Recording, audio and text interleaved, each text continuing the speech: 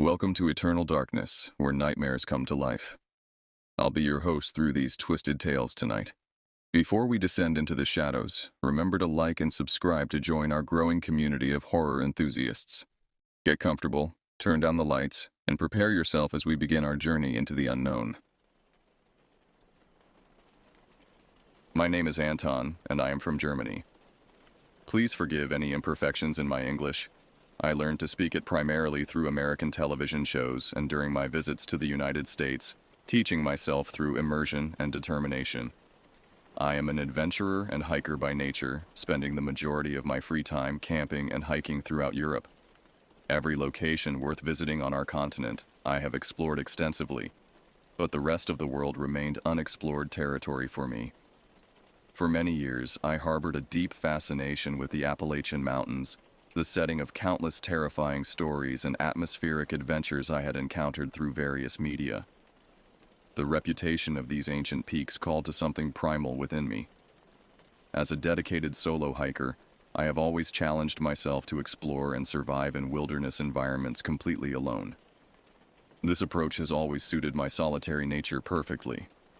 Throughout all my European expeditions, I had encountered only a handful of minor troubling incidents, nothing that couldn't be handled with experience and common sense.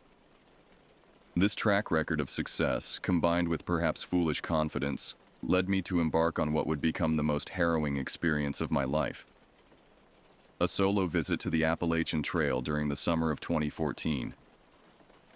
I flew across the Atlantic Ocean for my first extended visit to the United States, initially staying with online friends I had known for several years through hiking forums and adventure communities. These friends were experienced American outdoorsmen who understood both the beauty and dangers of their homeland's wilderness areas. After spending a few days acclimatizing to the time zone and gathering final supplies, I rented a reliable four-wheel drive vehicle and began the drive toward the section of the Appalachian Trail I had chosen for my adventure. Before departing, I had solemnly promised my American friends that I would follow the marked trail system rigidly, never deviating from the established paths. They had expressed genuine concern about my plan to tackle this challenging terrain alone, especially as a foreign visitor unfamiliar with the specific dangers and quirks of American wilderness areas.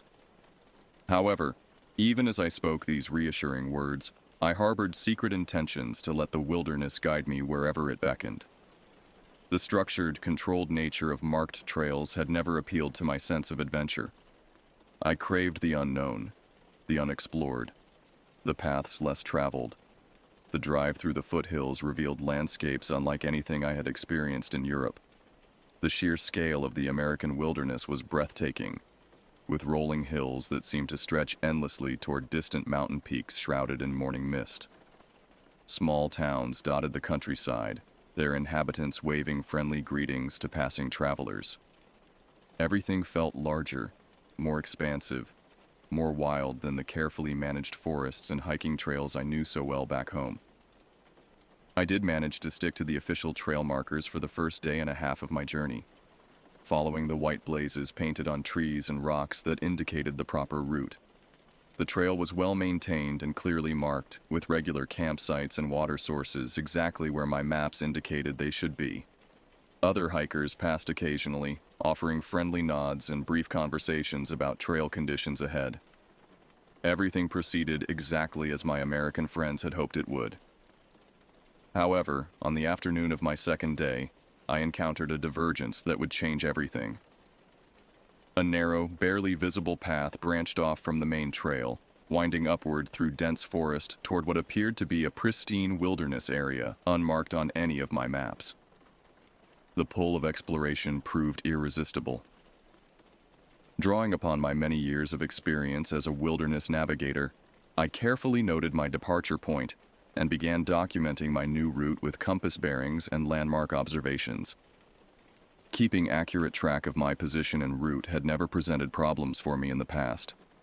I possessed well-developed orienteering skills and carried multiple navigation tools, including compass, GPS device, detailed topographical maps, and backup paper materials.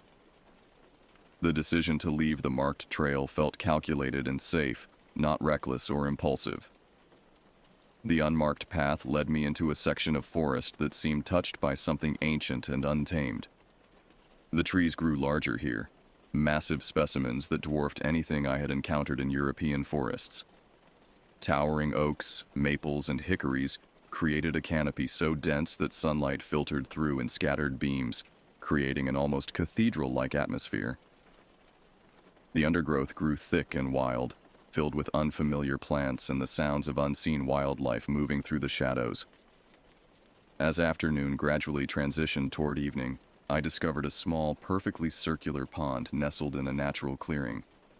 The water appeared crystal clear, fed by a gentle stream that bubbled down from higher elevations.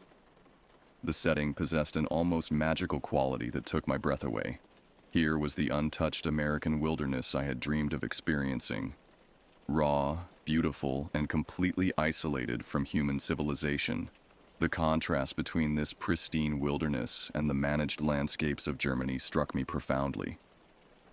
Back home, even our most remote hiking areas showed signs of human management and maintenance. Here, nature seemed to rule absolutely, following its own ancient rhythms without interference or control. I decided immediately that this secluded clearing beside the pond would serve as my campsite for the night. The location offered everything a wilderness camper could desire: fresh water, level ground for my tent, protection from wind, and an abundance of dead wood for a campfire. Most importantly, it provided the solitude and connection with nature that I had traveled thousands of miles to experience. As I began setting up my camp, the late afternoon sun painted the surrounding trees in brilliant shades of gold and amber. The forest felt alive with the sounds of birds calling to each other across the canopy, the gentle splash of fish jumping in the pond, and the rustling of small animals moving through the undergrowth. Everything seemed perfect, almost too perfect, as if I had stumbled upon some hidden paradise tucked away in the heart of the Appalachian Mountains. I pitched my lightweight tent on a flat area about 30 feet from the water's edge, positioning it so that I could enjoy an unobstructed view of the pond while remaining safely away from any nocturnal animals that might come to drink.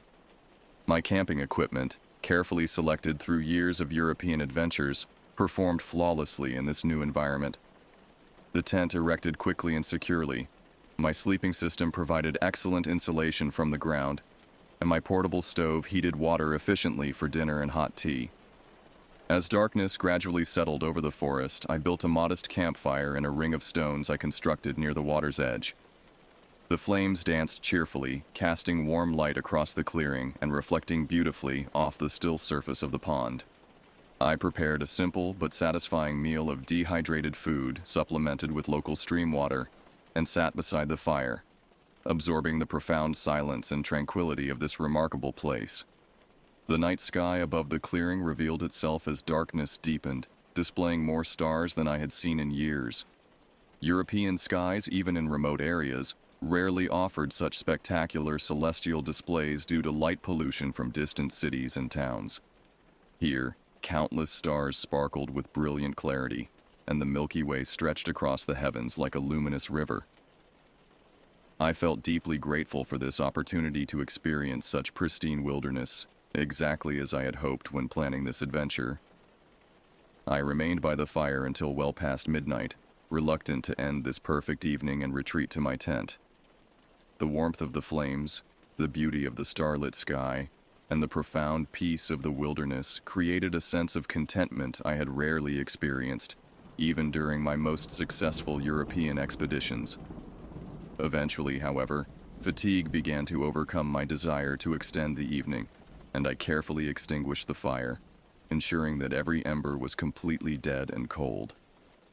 Crawling into my tent, I arranged my sleeping gear and settled in for what I expected would be a peaceful night's rest. The sounds of the forest at night differed dramatically from the European woodlands I knew so well. Unfamiliar bird calls echoed through the trees, insects chirped and buzzed with different rhythms and tones, and occasionally I heard the distant splash of something large moving through the pond water. None of these sounds alarmed me. They simply represented the normal nighttime activity of a healthy, vibrant ecosystem. I must have drifted off to a light doze while listening to these forest sounds, because I was startled awake by something completely different. At first, I couldn't identify exactly what had awakened me, but gradually I became aware of new sounds filtering through the tent walls. These weren't the natural sounds of wildlife or wind through trees. They were clearly artificial, clearly human in origin. The first sounds I could clearly distinguish were howling voices, rising and falling in a pattern that seemed almost musical, but carried an underlying tone of menace that made my heart rate increase immediately. Initially, I wondered if I might be hearing a pack of wolves or coyotes, animals I knew inhabited these mountains but had never encountered personally. However, as I listened more carefully, the sounds clearly resolved into human voices, though distorted and strange in ways I couldn't explain. The howling gradually settled into what I could unmistakably recognize as human speech, though the words remained unclear at first. The voices seemed to come from multiple directions around my campsite, suggesting that several people had approached my location under cover of darkness. My previous experiences in European wilderness areas had never included encounters with potentially hostile humans, and I felt a growing sense of unease that was entirely new to me. Slowly, carefully, I reached for my hunting knife. The only weapon I carried, as obtaining firearms as a German tourist in the United States had proven too complicated for my brief visit. The familiar weight of the knife in my hand provided some comfort, though I realized it would offer limited protection against multiple attackers if their intentions proved hostile. As I lay frozen in my sleeping bag, gripping my knife and straining to hear every sound, the voices outside my tent became clearer and more organized. What had initially sounded like random howling now resolved into a coordinated chant that sent waves of terror through my body in ways I had never experienced before. The words they repeated over and over penetrated through the thin fabric of my tent with bone-chilling clarity. If you leave, you'll die. If you leave, you'll die. The voices came from different directions around my campsite, confirming my suspicion that multiple people had surrounded my tent while I slept. The coordination of their chanting suggested organization and planning rather than a random encounter with disturbed individuals. Someone, or multiple someones, had deliberately sought out my isolated campsite for reasons I couldn't begin to understand.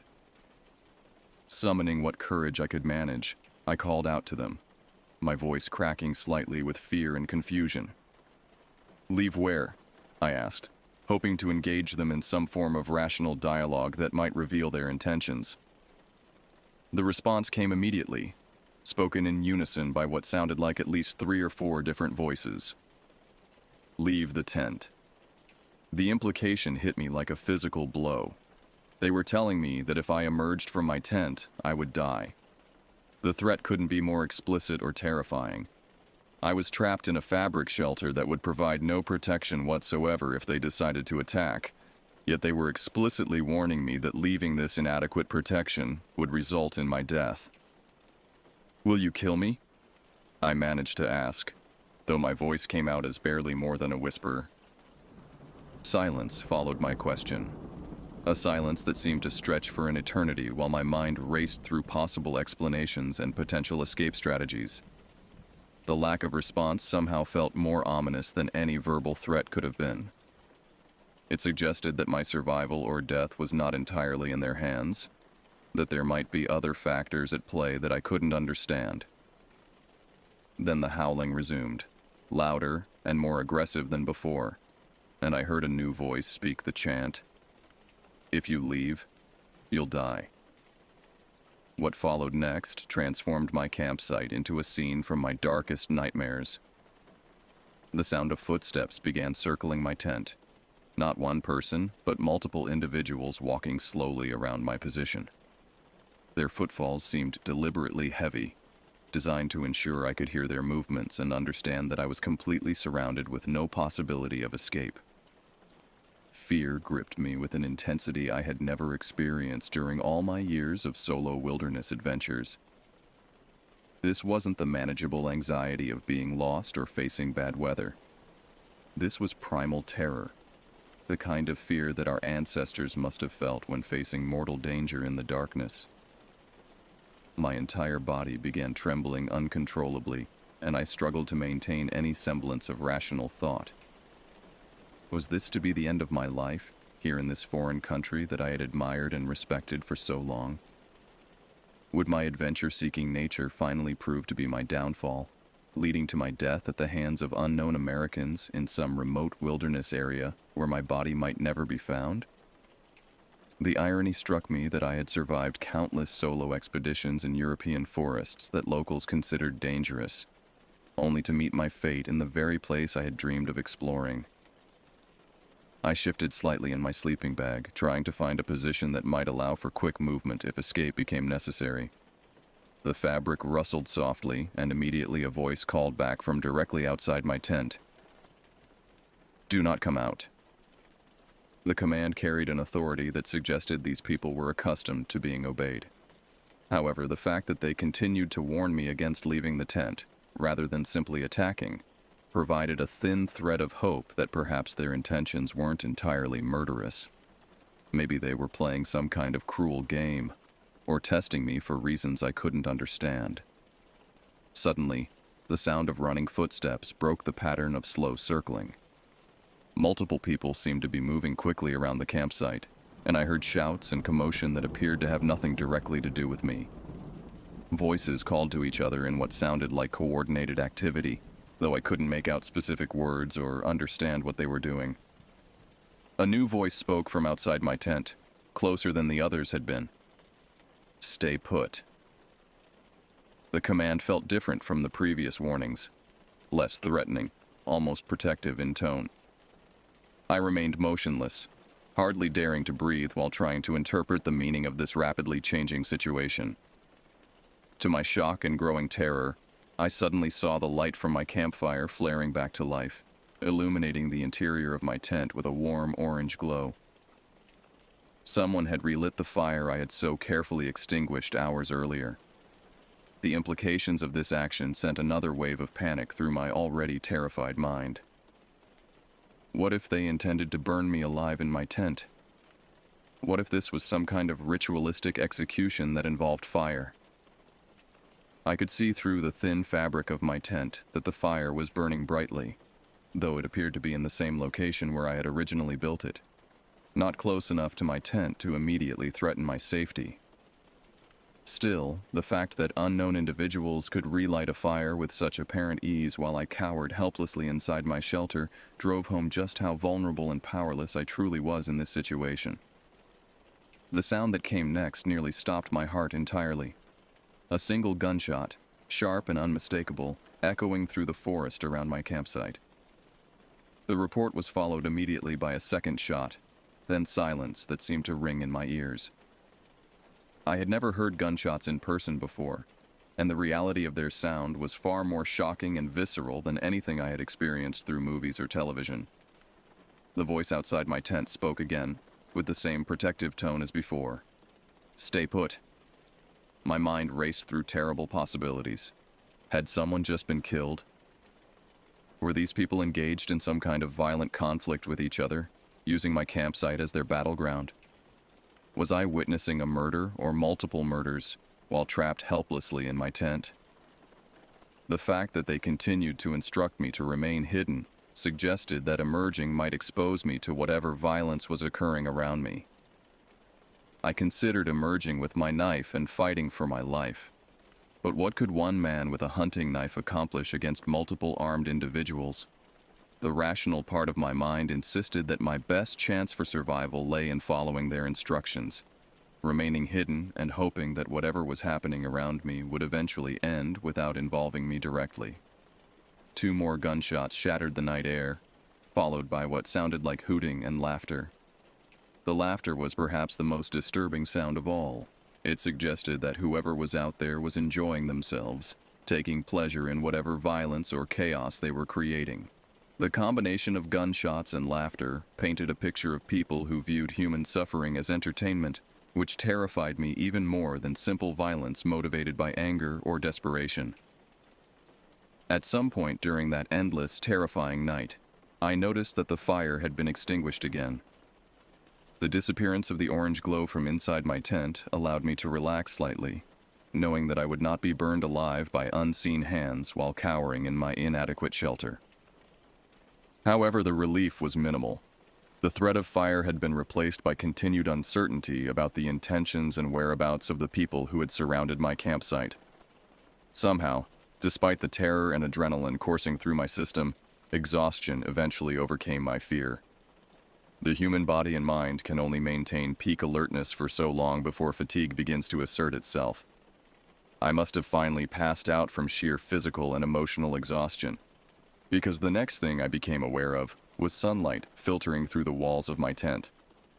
For a brief, blissful moment upon awakening, I forgot entirely about the events of the previous night. My mind registered the warmth of the morning sun, the pleasant sounds of birds singing in the trees, and the peaceful atmosphere of my wilderness campsite. I felt the familiar urge to urinate that comes with waking up after a long night's sleep, and I began reaching for the tent zipper before memory came flooding back with devastating clarity. Everything returned to my consciousness in a rush. The chanting voices, the circling footsteps, the gunshots, the laughter. I froze with my hand on the zipper, suddenly terrified to emerge from my tent, even in broad daylight. What if they were still out there, waiting for me to show myself? What if the apparent safety of morning sunlight was just an illusion? I called out tentatively, listening carefully for any response. Only silence greeted my voice, broken by the normal sounds of a forest awakening to a new day. Birds sang in the trees, insects buzzed through the warming air, and somewhere in the distance I could hear the gentle sound of water flowing over rocks in the stream that fed the pond. After several minutes of listening without hearing any human sounds, I gripped my knife firmly and slowly unzipped the tent entrance. My heart pounded as I peered out into the morning light, half expecting to see threatening figures waiting for me to emerge. The clearing appeared completely normal and peaceful. Sunlight sparkled on the surface of the pond, and a light breeze rustled the leaves overhead. I could see no signs of the previous night's terrifying events, except for the fact that some of the undergrowth around my campsite had been trampled down, creating clear evidence that multiple people had indeed moved through the area during the night. However, sitting beside the cold remains of my campfire was something that definitely had not been there when I went to sleep.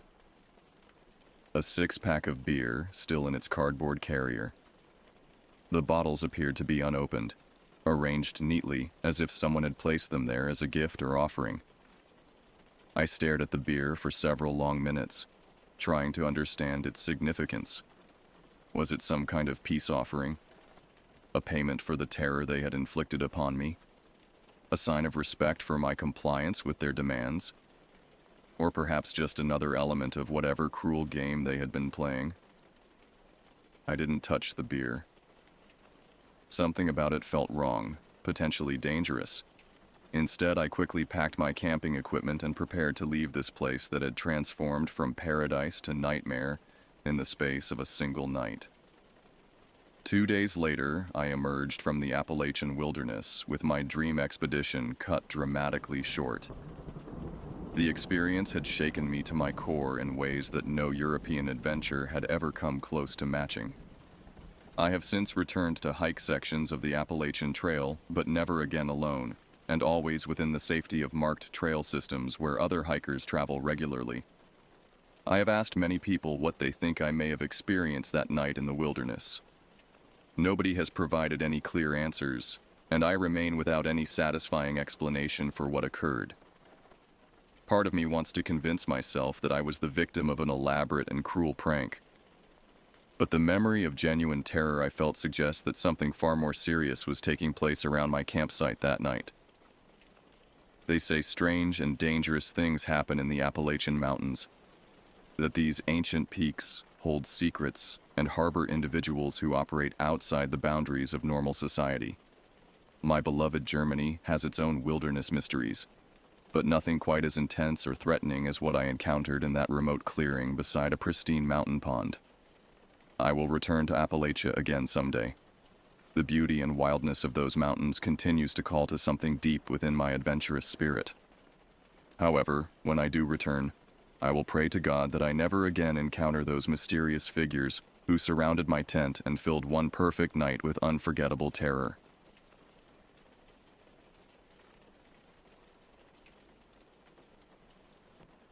I was alone at home that day, slouched on my worn couch, flipping through channels I didn't care about. The sky outside was gray, heavy with the threat of rain, so I figured the day would be as uneventful as it gets.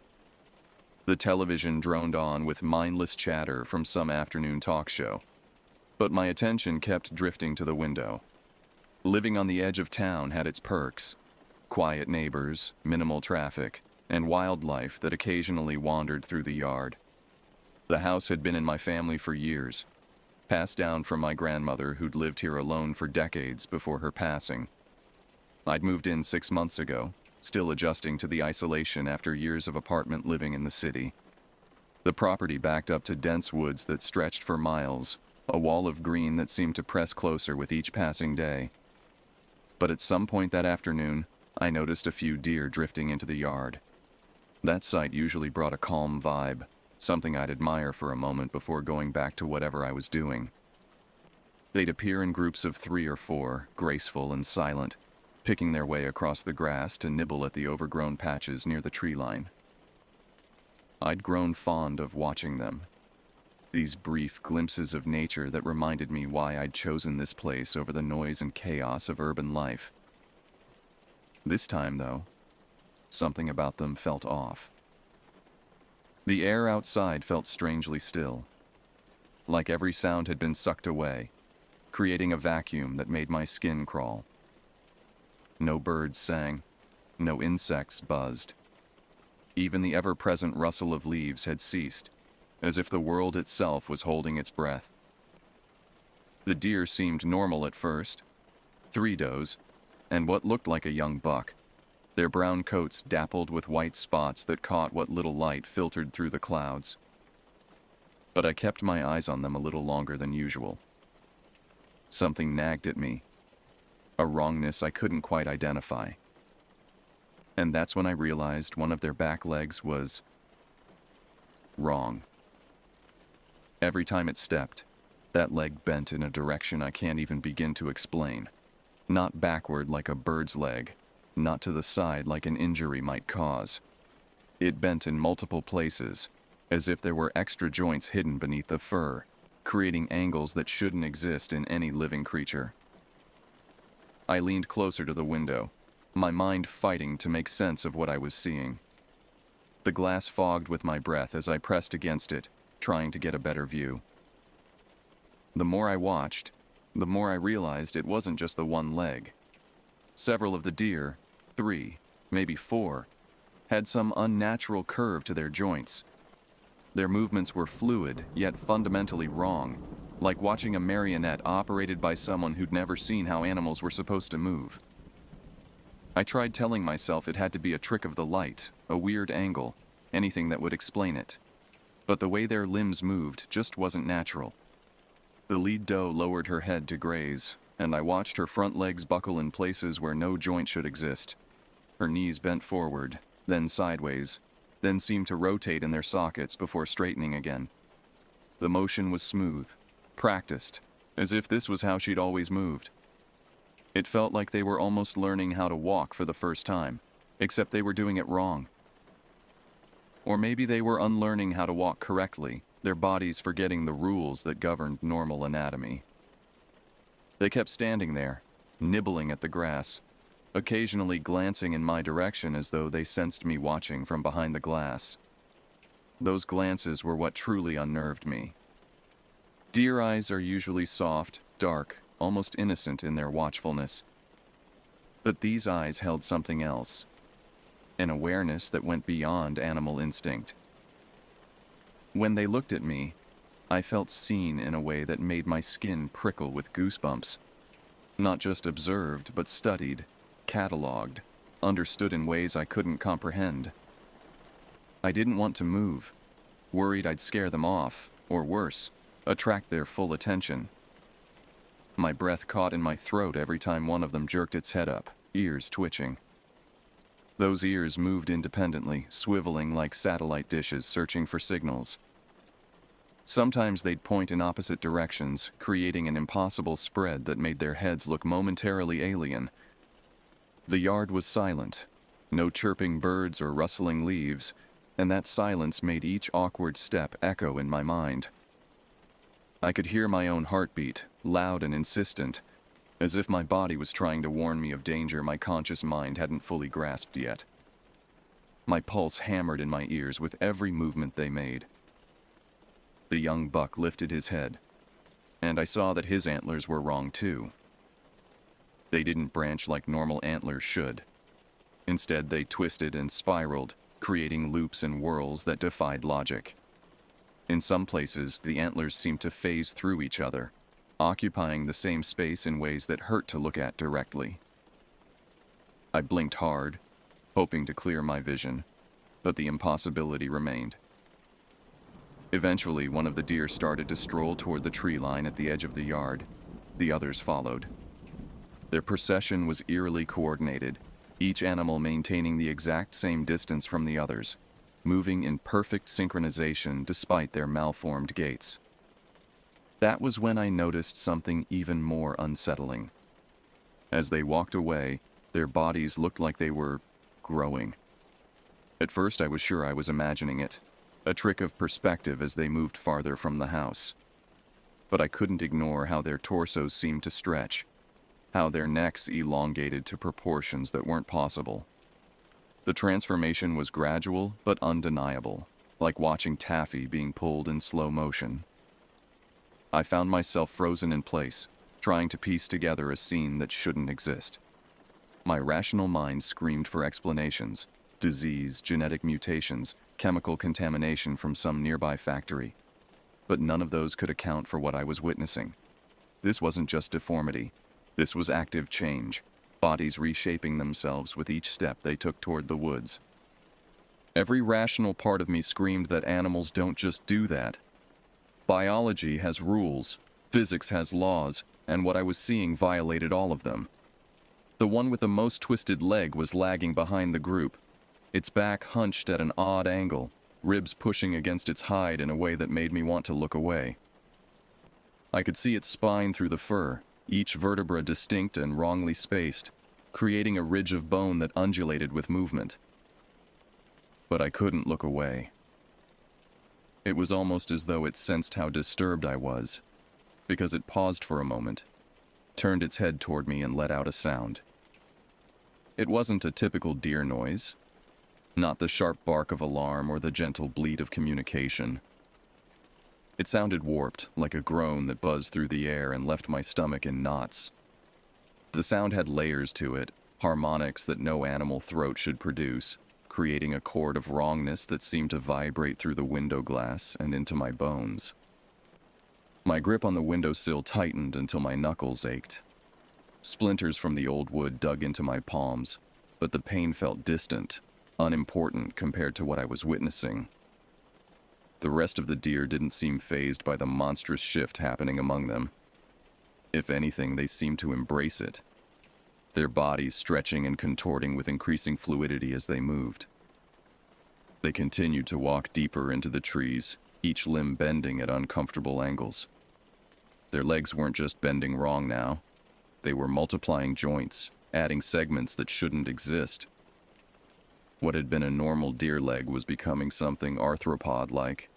Too many bends, too much flexibility. And I swear their silhouettes elongated too, like something out of a nightmare. Slender forms fusing with the dim light filtering through the clouds. The lead doe's neck had stretched to nearly twice its original length, swaying like a snake as she walked. Her head still looked mostly normal, but the proportions were all wrong now. Too small for the serpentine neck that supported it. When she turned to look back, directly at me, I was certain, her neck coiled in a way that made my stomach lurch. By the time they were half hidden by the trunks, I could barely recognize them as deer anymore. They were like outlines of something else, something not meant to be seen in daylight. Their forms seemed to blur at the edges, as if reality itself was having trouble maintaining their shapes. The trees around them looked sharper by comparison, more real, while the deer, or whatever they were becoming, seemed to exist in a slightly different layer of existence. The last one to disappear into the woods was the young buck with the impossible antlers. Just before the shadows swallowed him, he turned for one final look at the house. At me. His eyes had changed, no longer the dark brown of a normal deer. They glowed with a subtle luminescence, not bright enough to be called light, but definitely no longer adhering to the rules of normal sight. In that gaze, I felt judgment, curiosity, and something else. An invitation, perhaps, or a warning. I stood there in a haze, staring long after they disappeared. The yard looked normal again, just grass and trees and the familiar view I'd grown accustomed to over the past months. But it felt tainted now, as if those creatures had left invisible tracks, psychic spoor that marked their passage. Every shadow seemed deeper, every movement of branch or leaf potentially hiding something impossible. For the rest of the day, I replayed the scene in my mind, convinced I'd gotten it all wrong. Maybe it was a trick of the sun, except the sun hadn't been shining. Maybe I was just tired, except I'd been well rested before this started. Yet every time logic tried to reassure me, I'd remember the way that leg bent, or how their necks stretched to impossible lengths and my stomach churned all over again. I tried to distract myself with mundane tasks. I washed dishes that didn't need washing, organized closets that were already neat, anything to keep my hands busy and my mind occupied. But my eyes kept drifting to the windows, checking and rechecking the yard for any sign of their return. The house felt smaller somehow, less like a shelter and more like an observation post. A thin barrier between me and whatever existed in those woods. That night, sleep was out of the question. I lay in bed with every light in the house blazing, creating a bubble of illumination that I hoped would keep the darkness at bay. Every noise outside made me jolt. The creak of old wood settling, the whisper of wind through leaves, the distant cry of what might have been an owl but sounded too wrong to be certain. Even the slightest rustling of leaves had me picturing those distorted shapes lurking just beyond the yard. In my mind's eye, I saw them standing at the edge of the woods, their elongated forms swaying gently, watching the house with those wrong eyes, waiting for something, waiting for me to make a mistake, to venture outside, to accept whatever invitation their presence implied. I kept glancing at the window, half expecting to see one of them press its elongated head against the glass. The image was so vivid I could almost see the fog of its breath on the pane, the way its transformed features would distort through the glass. My brain wouldn't let me forget. The memory was too fresh, too vivid, burned into my consciousness like a brand. I started wondering if I should warn someone, call a game warden or a neighbor. But what would I say? The deer in my yard looked like something out of a horror movie. They'd think I was having a breakdown, seeing things, maybe sampling some of the local mushrooms that grew in the woods. Nobody would believe me. I wasn't sure I believed myself. But the terror was real. My hands were trembling every time I walked past that window. I'd installed heavy curtains years ago for privacy, but now I was grateful for their thickness, for the barrier they provided against whatever might be looking in. Still, not being able to see made it worse in some ways. My imagination filled in the gaps, creating scenarios where those things were right outside, inches from the glass, waiting for me to peek out. I couldn't bring myself to open the door, worried that if I stepped outside I might come face to face with those twisted creatures, or whatever they were becoming. The thought of encountering them up close, of seeing the full extent of their transformation without the safety of glass between us, made my mouth go dry with fear. What if they were still changing? What if what I'd seen was just the beginning of something worse? Hours dragged by with agonizing slowness. I flicked on every light in the house, even the ones in rooms I wasn't using, The electric bill would be astronomical, but I didn't care. Light felt like safety, like a ward against whatever darkness those creatures carried with them. I convinced myself that staying in the dark was a bad idea, that shadows would give them places to hide, ways to get closer without being seen. My mind conjured images of those deer creeping closer while I slept, their limbs contorting further, their eyes glinting with some unnatural awareness. I kept imagining them trying to get in, pushing against the walls with those warped legs, slowly changing shape as they tried to squeeze through any possible opening. Every small sound became evidence of their approach. The tap of a branch against the roof became hooves testing for weak spots. The settling of the foundation became bodies pressing against the walls. At one point, around 3 a.m, I heard something that definitely wasn't my imagination. A sound like breathing, but wrong, too deep, too rhythmic, coming from multiple sources at once. It seemed to emanate from all around the house, as if whatever was out there had surrounded me. I sat frozen in the living room, clutching a baseball bat I'd retrieved from the closet, knowing it would be useless against things that could reshape their own bodies. The breathing continued for what felt like hours, but was probably only minutes. Sometimes it would sync up, all the sources breathing in unison, creating a sound like wind through a massive bellows. Other times it would fall out of rhythm, creating a chaotic chorus that made my head spin. I wanted to look outside, to confirm what I was hearing, but terror kept me rooted to the couch. By sunrise, I was mentally and physically exhausted. The breathing had stopped sometime before dawn, fading away so gradually I couldn't pinpoint when silence had returned. My eyes burned from staying awake, my muscles ached from tension, and my mind felt frayed at the edges from sustained fear. I mustered the courage to peek outside, pulling back the curtain just enough to see the yard. It was empty. Morning light flooded in, painting everything in soft golden hues that made the previous night's terror seem almost dreamlike. For a second, I questioned whether I'd let my imagination run wild. The yard looked so normal, so peaceful, with dew glittering on the grass and birds beginning their morning songs. Still, a lingering dread hung in the air, an unshakable sense that something was fundamentally wrong with what I'd witnessed. This wasn't just a case of a lame deer or a small injury. It was an impossible transformation, a glimpse into something beyond normal comprehension. The world felt less stable now, as if discovering that the rules I'd always trusted could be bent or broken so easily. I ventured onto the porch that morning, bat still in hand, scanning the yard for any sign of their passage. The grass where they'd grazed looked normal, but I noticed something odd. The growth pattern was different, the blades bending in small spirals that reminded me uncomfortably of those twisted antlers. Whether this was new or I simply hadn't noticed before, I couldn't say. Near the tree line, I found tracks. They started as normal deer prints, but gradually became something else. The hoof marks stretched and multiplied, showing too many toes, too many joints, patterns that hurt to follow with my eyes. The trail led into the woods, but I didn't dare follow. Some mysteries aren't meant to be solved, some questions better left unasked. Even now, weeks later, whenever I look outside, I have to brace myself.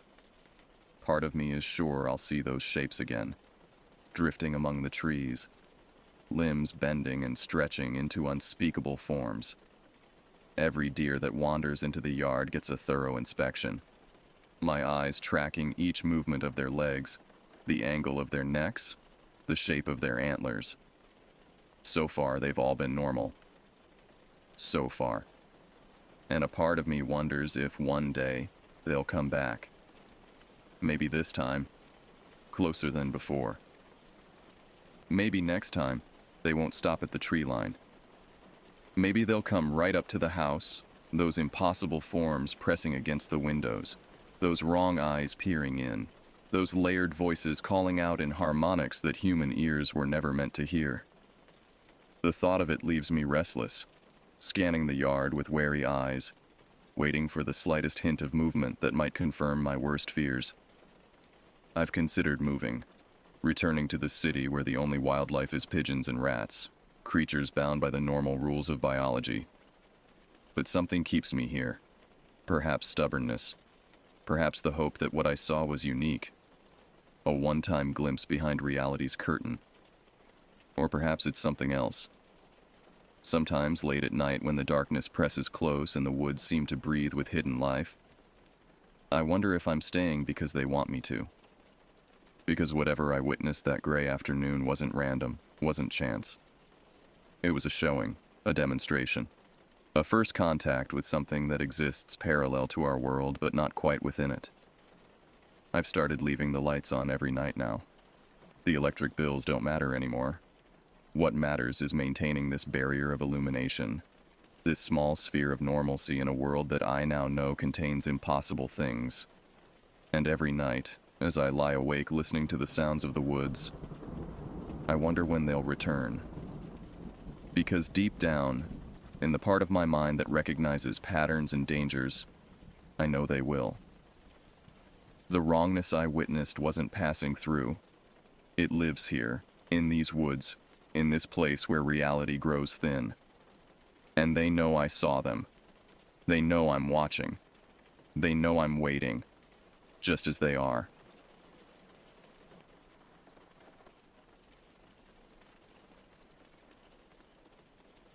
I drove into Mendocino National Forest on a Tuesday afternoon in late September 2022, feeling both eager and oddly restless.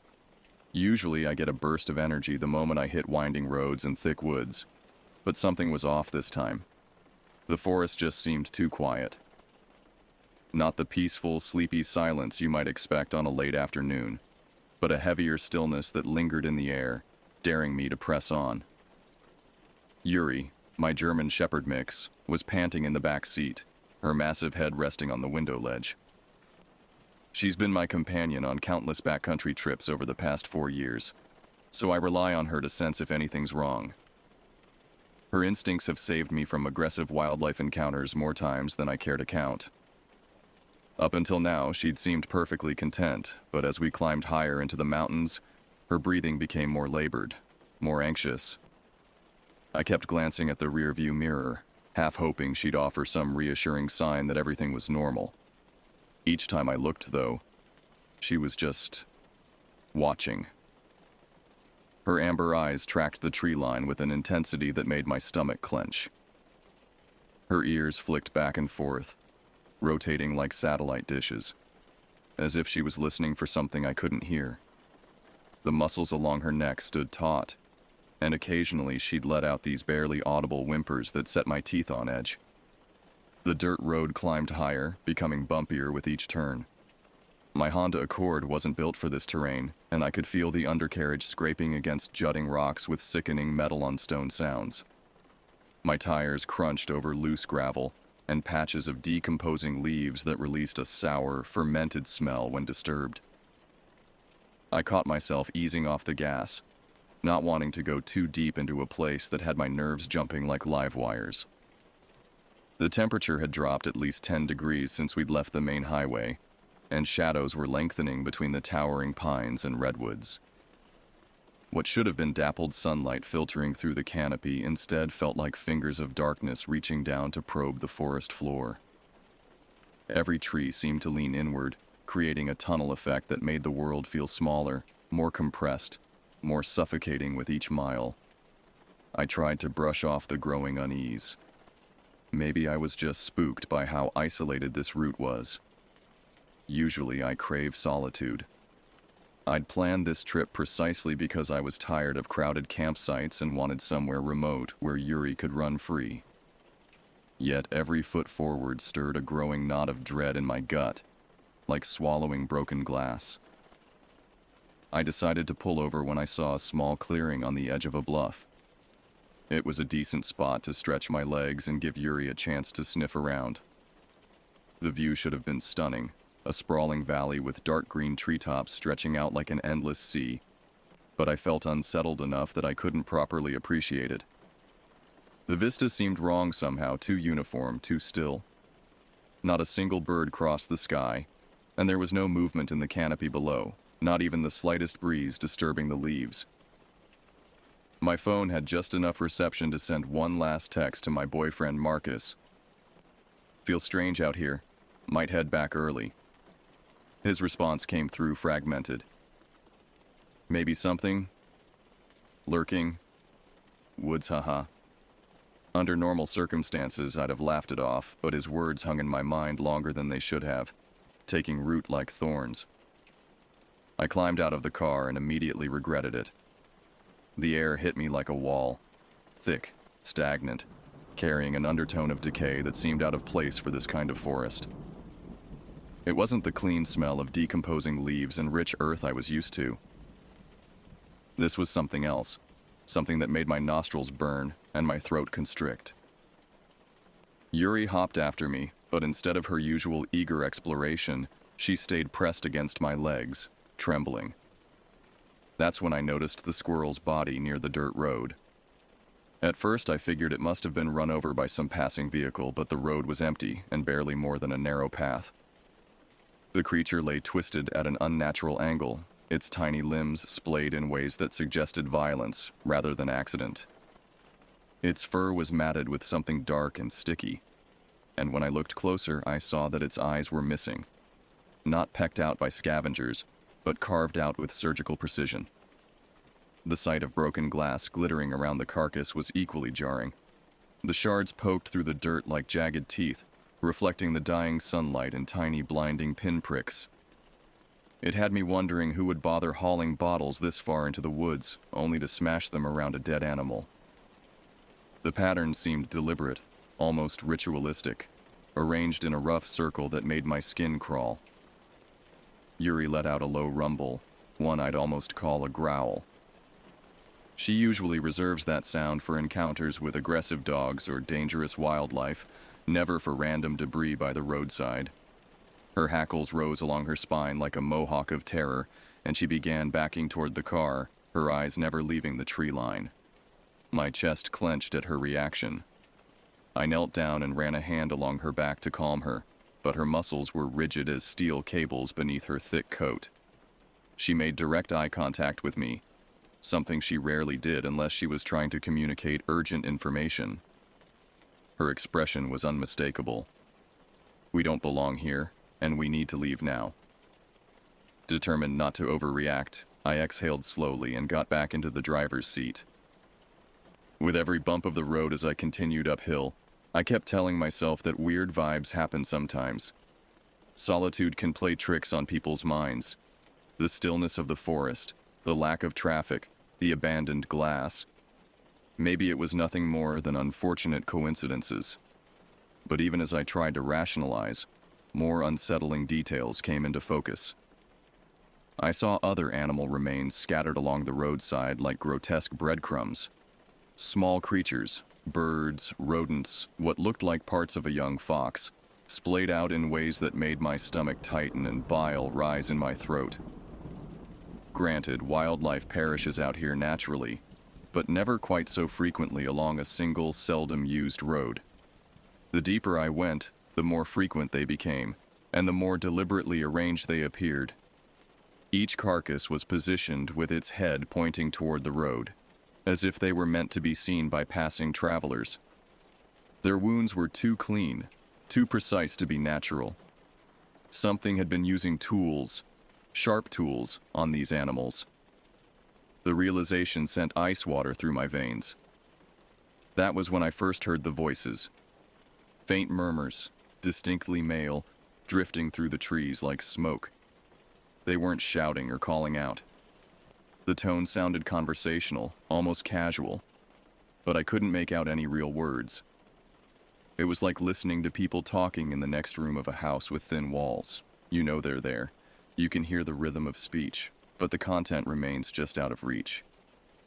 My heart started to pound so fiercely it felt like it might burst through my ribcage.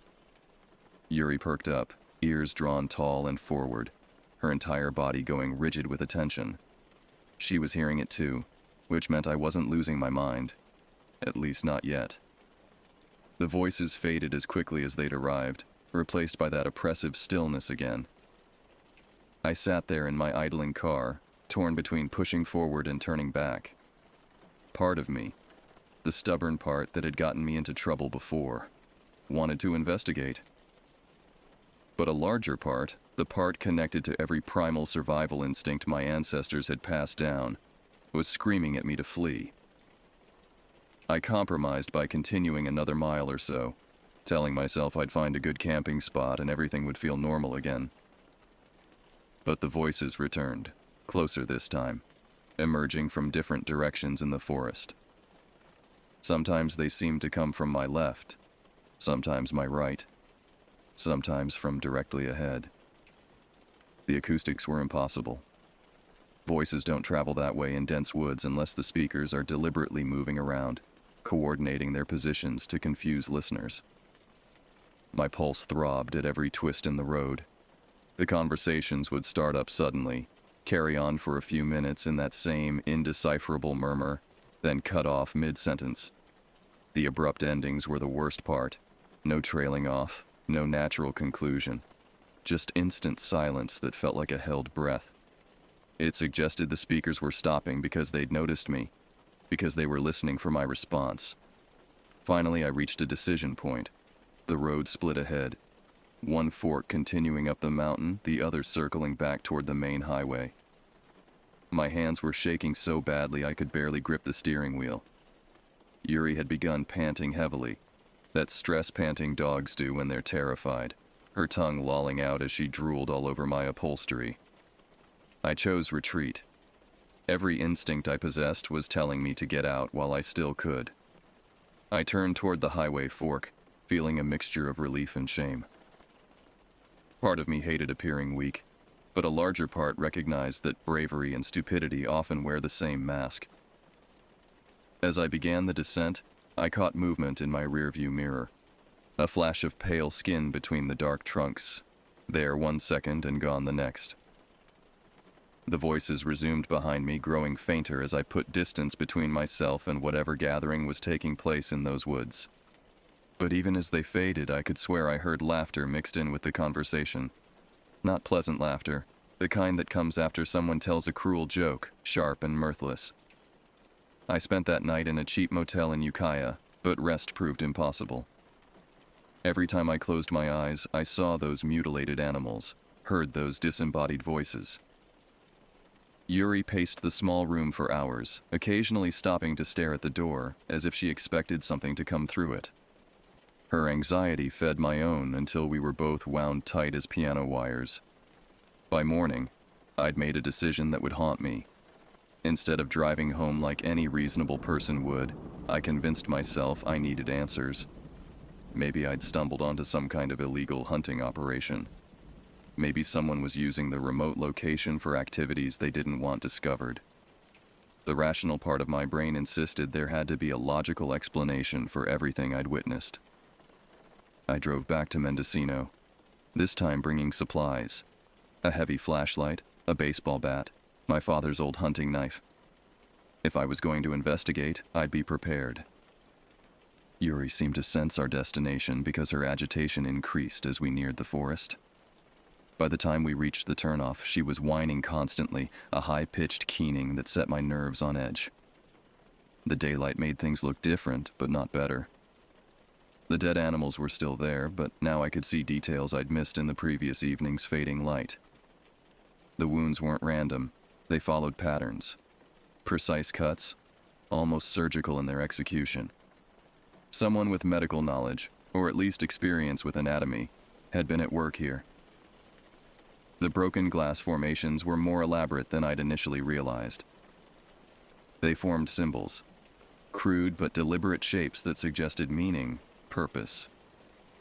I didn't recognize the patterns, but they reminded me of gang tags or ritual markings I'd seen in documentaries about cults. The thought made my mouth go dry.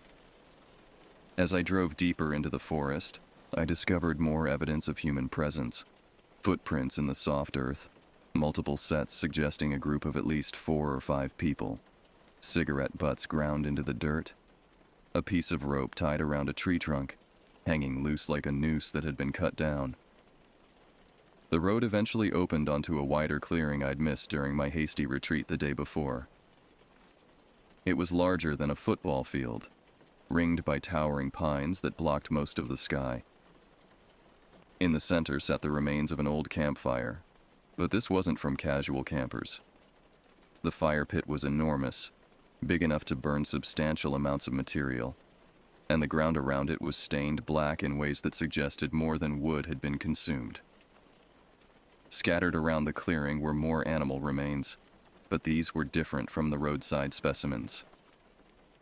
These had been burned, partially consumed by fire, leaving behind blackened bones and charred flesh that filled the air with a sickening sweetness.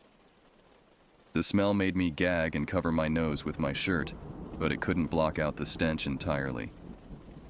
Yuri refused to leave the car. When I opened her door, she pressed herself against the far window, shaking violently.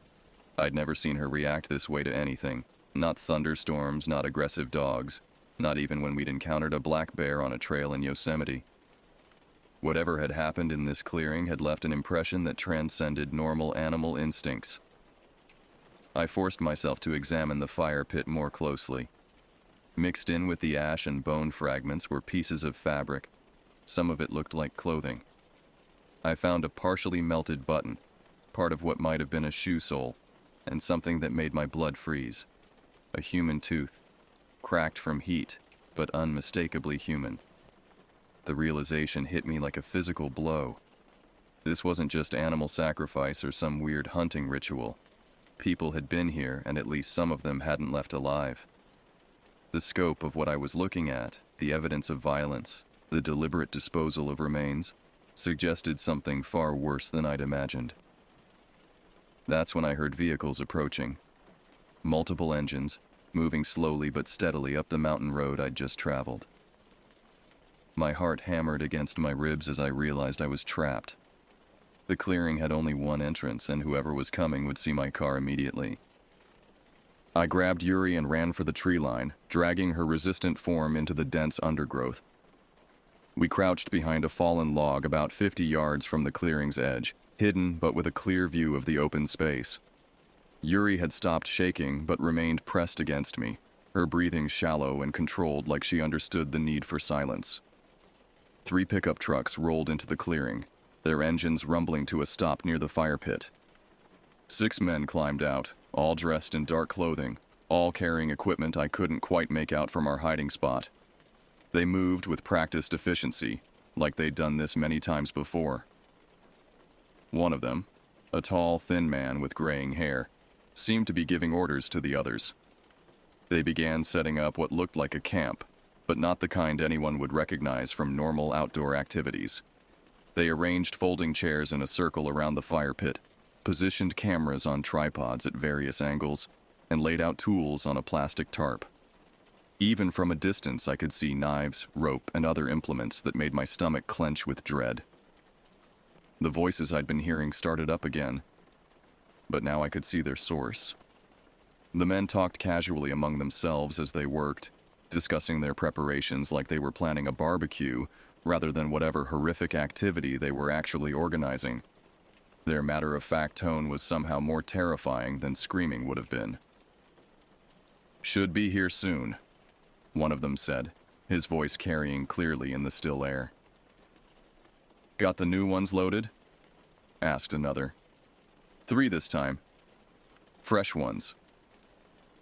The casual way they discussed fresh ones made my skin crawl.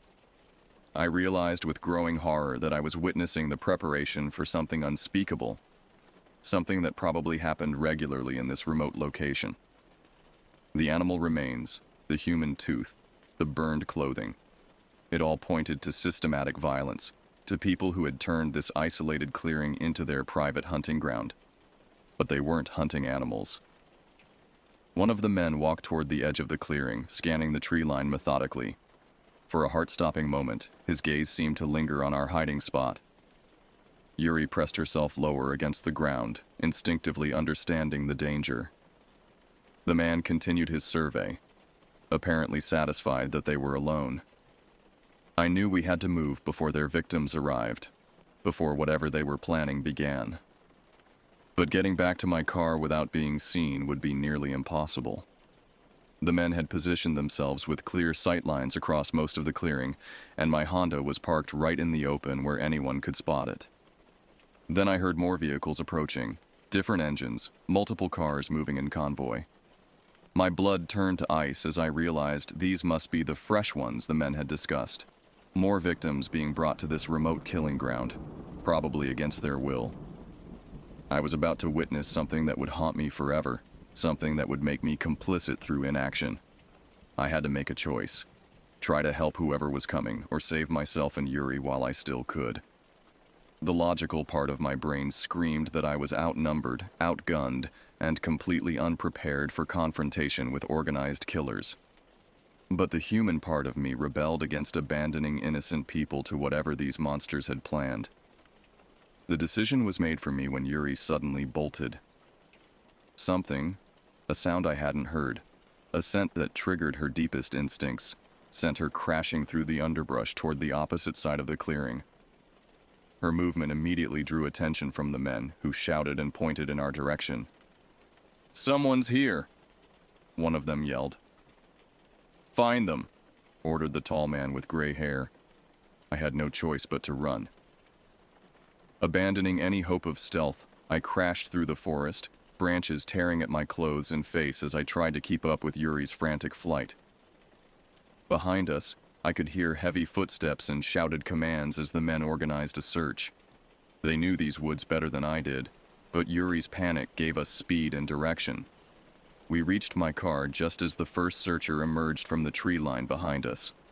I yanked open the door, Yuri leaped inside, and I gunned the engine before my door was even closed. Gravel sprayed as I spun around, tires screaming for traction on the loose surface. In my rearview mirror, I saw two of the men running toward their trucks preparing to give chase.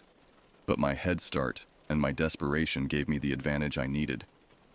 I drove like my life depended on it, which it probably did, taking curves at speeds that made my car slide sideways and bounce off rocks that could have shattered my axles. By the time I reached the main highway, my hands were shaking so badly I could barely hold the steering wheel. But we'd made it out. We were alive. The question that would torment me for months afterward was whether the people in those approaching vehicles had been as fortunate. I drove straight to the nearest police station and told them everything. They listened politely, took notes, and promised to investigate. But when I called a week later to follow up, they said they'd found no evidence of criminal activity in the area I'd described. The clearing was empty, they claimed.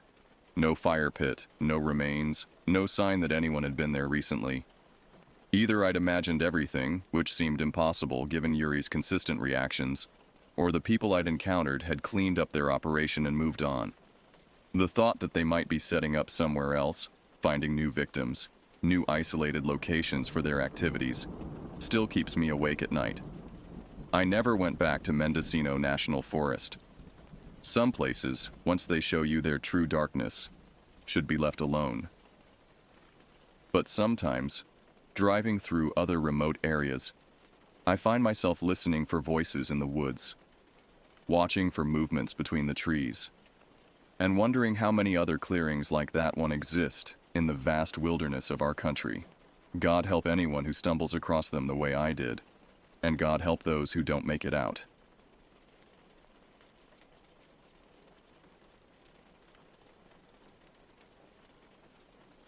I remember the first day I realized how different my life was, not because of some grand adventure, but because of the small, significant moments that piled up to define my existence. It was a Tuesday, and I had just set out on my much-anticipated RV camping trip. I loved the freedom it gave me, a break from the monotony of everyday life. My name is Lucas Blackwood, and I'm known among my friends for my love of the outdoors, though I faced more than my fair share of hardships. I decided to camp near the banks of the Shenandoah River, a serene spot known for its picturesque views and tranquil environment. The late spring air was crisp, filled with the scents of blooming flowers and freshly cut grass. My RV was parked in a small clearing surrounded by tall oaks, their leaves rustling softly in the breeze. By noon, I had set up my campsite and was enjoying a simple lunch. The world seemed at peace, and so was I. I spent the afternoon fishing, catching a couple of sizable trout which I planned to grill for dinner. As the sun began to set, painting the sky with hues of orange and pink, I settled by the fire with a book in hand. It was around this time that I noticed a figure in the distance. At first, it was just a shadow moving among the trees, but as it drew closer, I saw it was a man, perhaps in his mid-30s, with a rugged look and an intense expression. He approached my campsite cautiously, his eyes scanning the area as if looking for something or someone. "Evening," I called out, trying to sound friendly. "Beautiful spot, isn't it?" He nodded but didn't respond. His silence was unnerving. He wore a worn-out jacket and heavy boots, which suggested he had been traveling through the woods for some time. "Can I help you with something?" I asked, keeping my tone neutral. "I'm looking for my brother," he finally said, his voice rough. "We got separated a couple of days ago." "I haven't seen anyone else around here," I replied. "You sure he's in this area?" He nodded again. "Yeah, he's around here somewhere. Name's Daniel. If you see him, let him know Owen's looking for him." I agreed to keep an eye out and offered him some food and water, which he declined before disappearing back into the woods. His visit left me uneasy, but I shrugged it off. People got lost in the woods all the time. It wasn't unusual for them to ask for help. As night fell, I retreated into my RV, locking the doors behind me. I was ready for a good night's sleep after the long day. But sleep wouldn't come easily.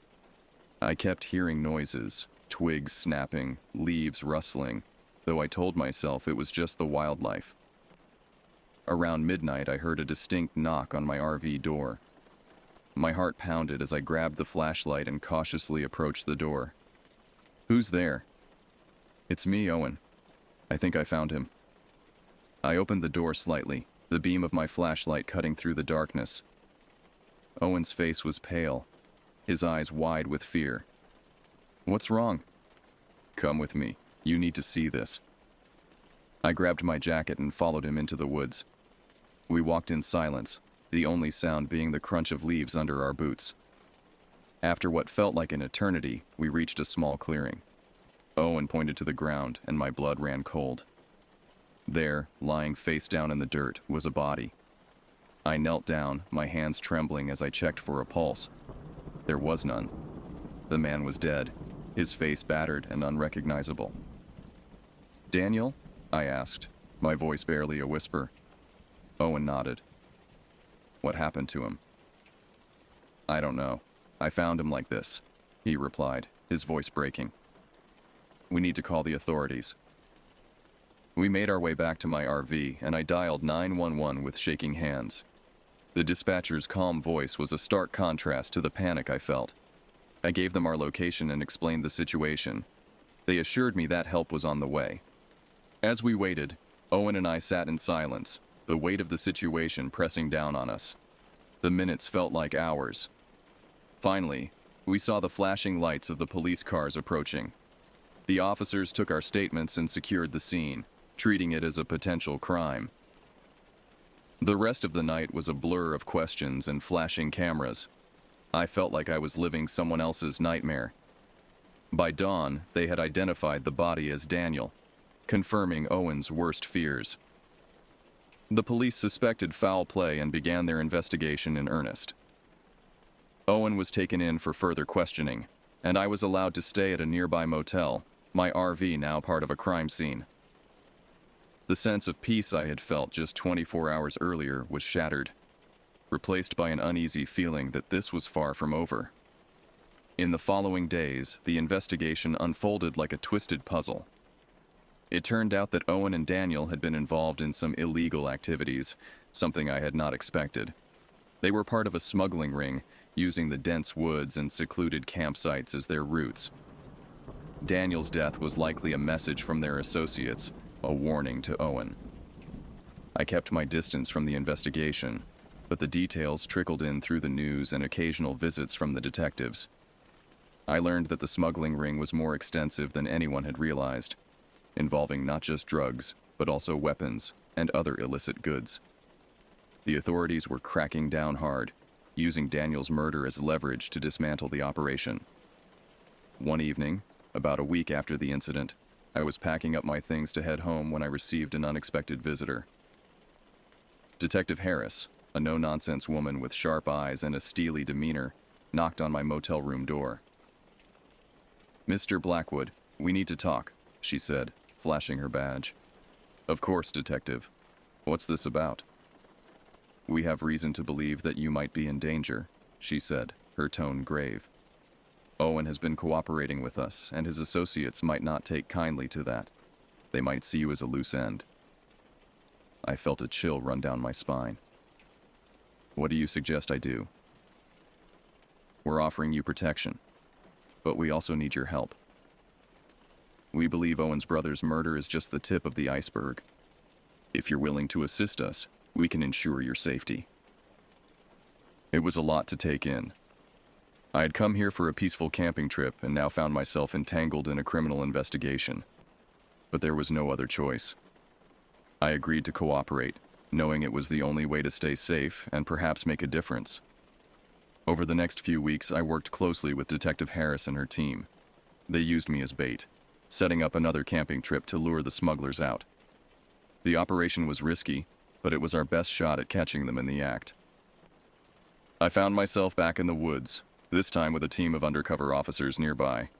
The tension was palpable as we waited for the smugglers to take the bait. Hours passed with no sign of them, and I began to wonder if they had seen through our plan. Just as I was about to call it a night, I heard the familiar rustling of leaves. My heart raced as I signaled to the officers, who moved silently into position. A group of men emerged from the trees, their faces hard and eyes filled with malice.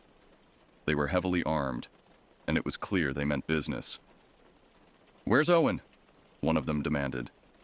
"He's not here," I replied, trying to keep my voice steady. "Wrong answer," the leader snarled, raising his weapon. Before he could pull the trigger, the woods exploded with activity. The undercover officers sprang into action, taking the smugglers by surprise. Gunfire echoed through the trees, and I ducked for cover behind a fallen log. The firefight was intense, but the officers had the upper hand, thanks to their preparation and numbers.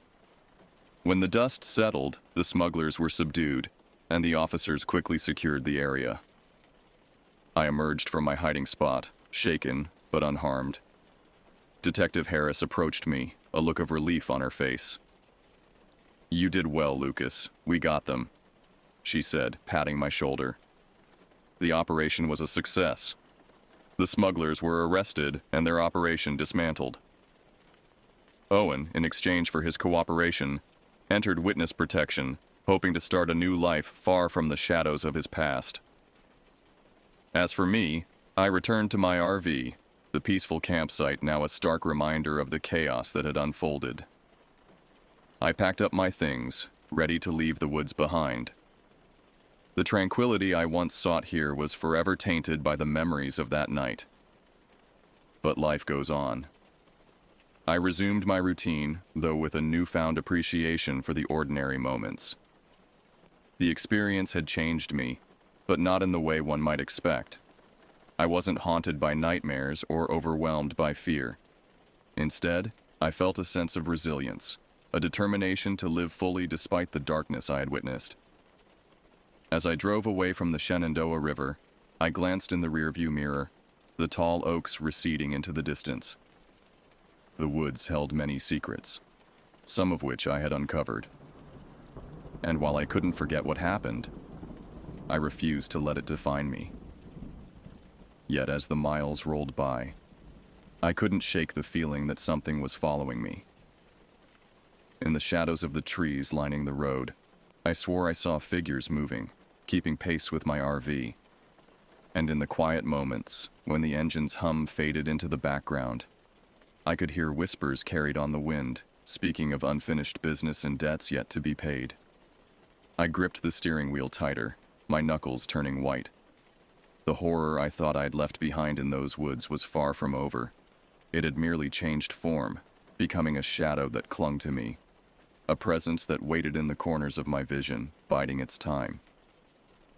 As night fell and the road stretched endlessly before me, I realized that my journey into darkness had only just begun.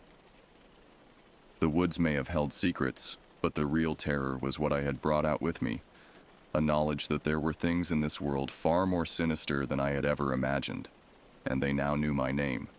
The horror story of my life wasn't ending. It was evolving, growing, spreading its tendrils into every aspect of my existence. And as I drove on into the night, I couldn't help but wonder, when would the next chapter begin, and what nightmares would it bring?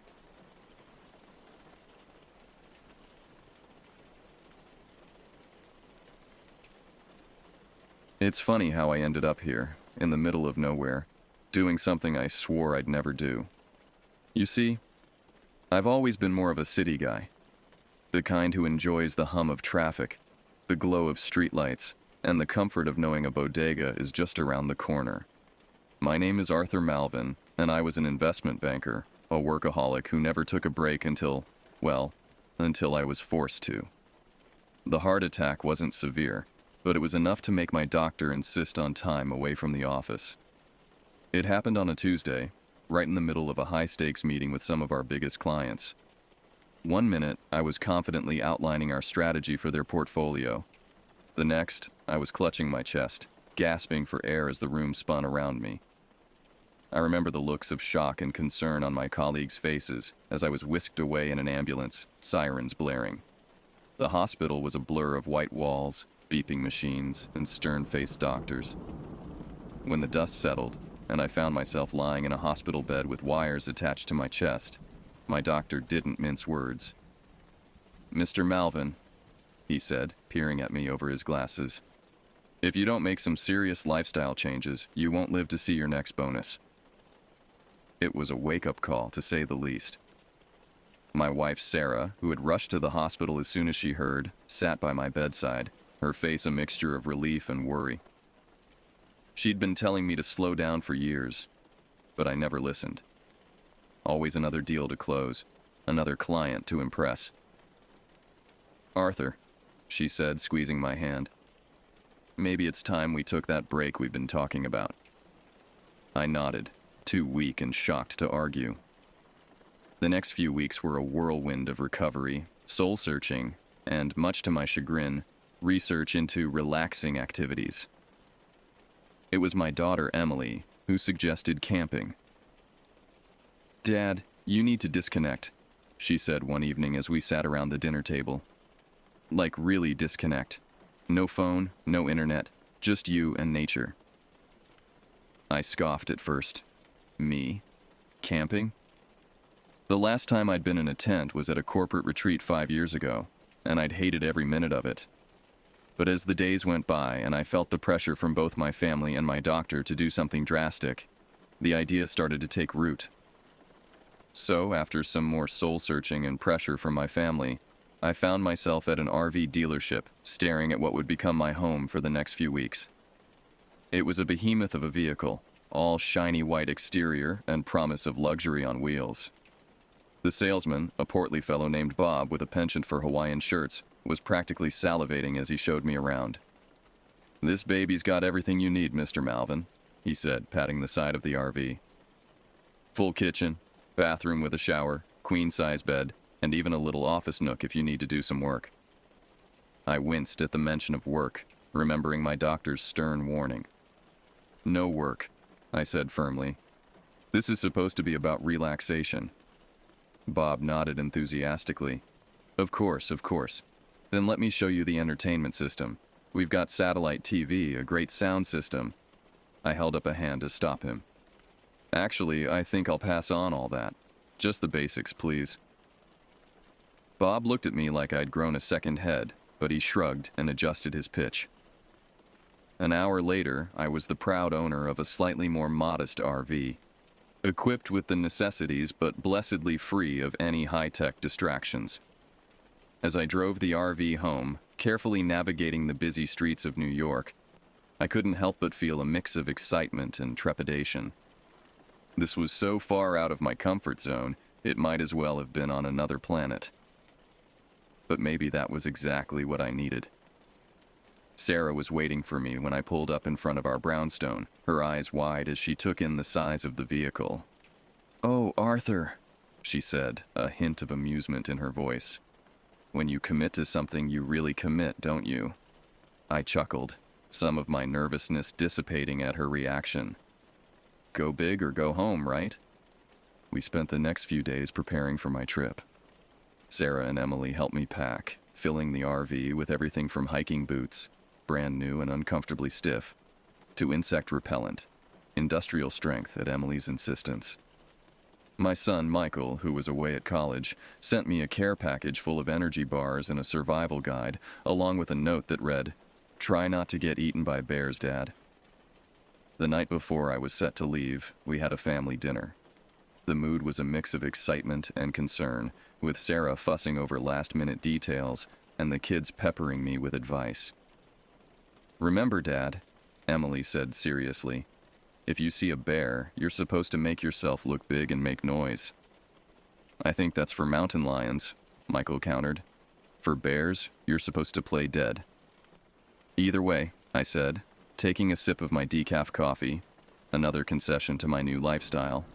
Let's hope I don't have to put either strategy to the test. As we cleared the dishes, Sarah pulled me aside. "Are you sure about this, Arthur?" she asked, her eyes searching mine. "It's a big change. Maybe I should come with you, at least for the first few days." I shook my head, touched by her concern but determined to do this on my own. "I need to do this myself, Sarah. Doctor's orders, remember? Complete disconnect."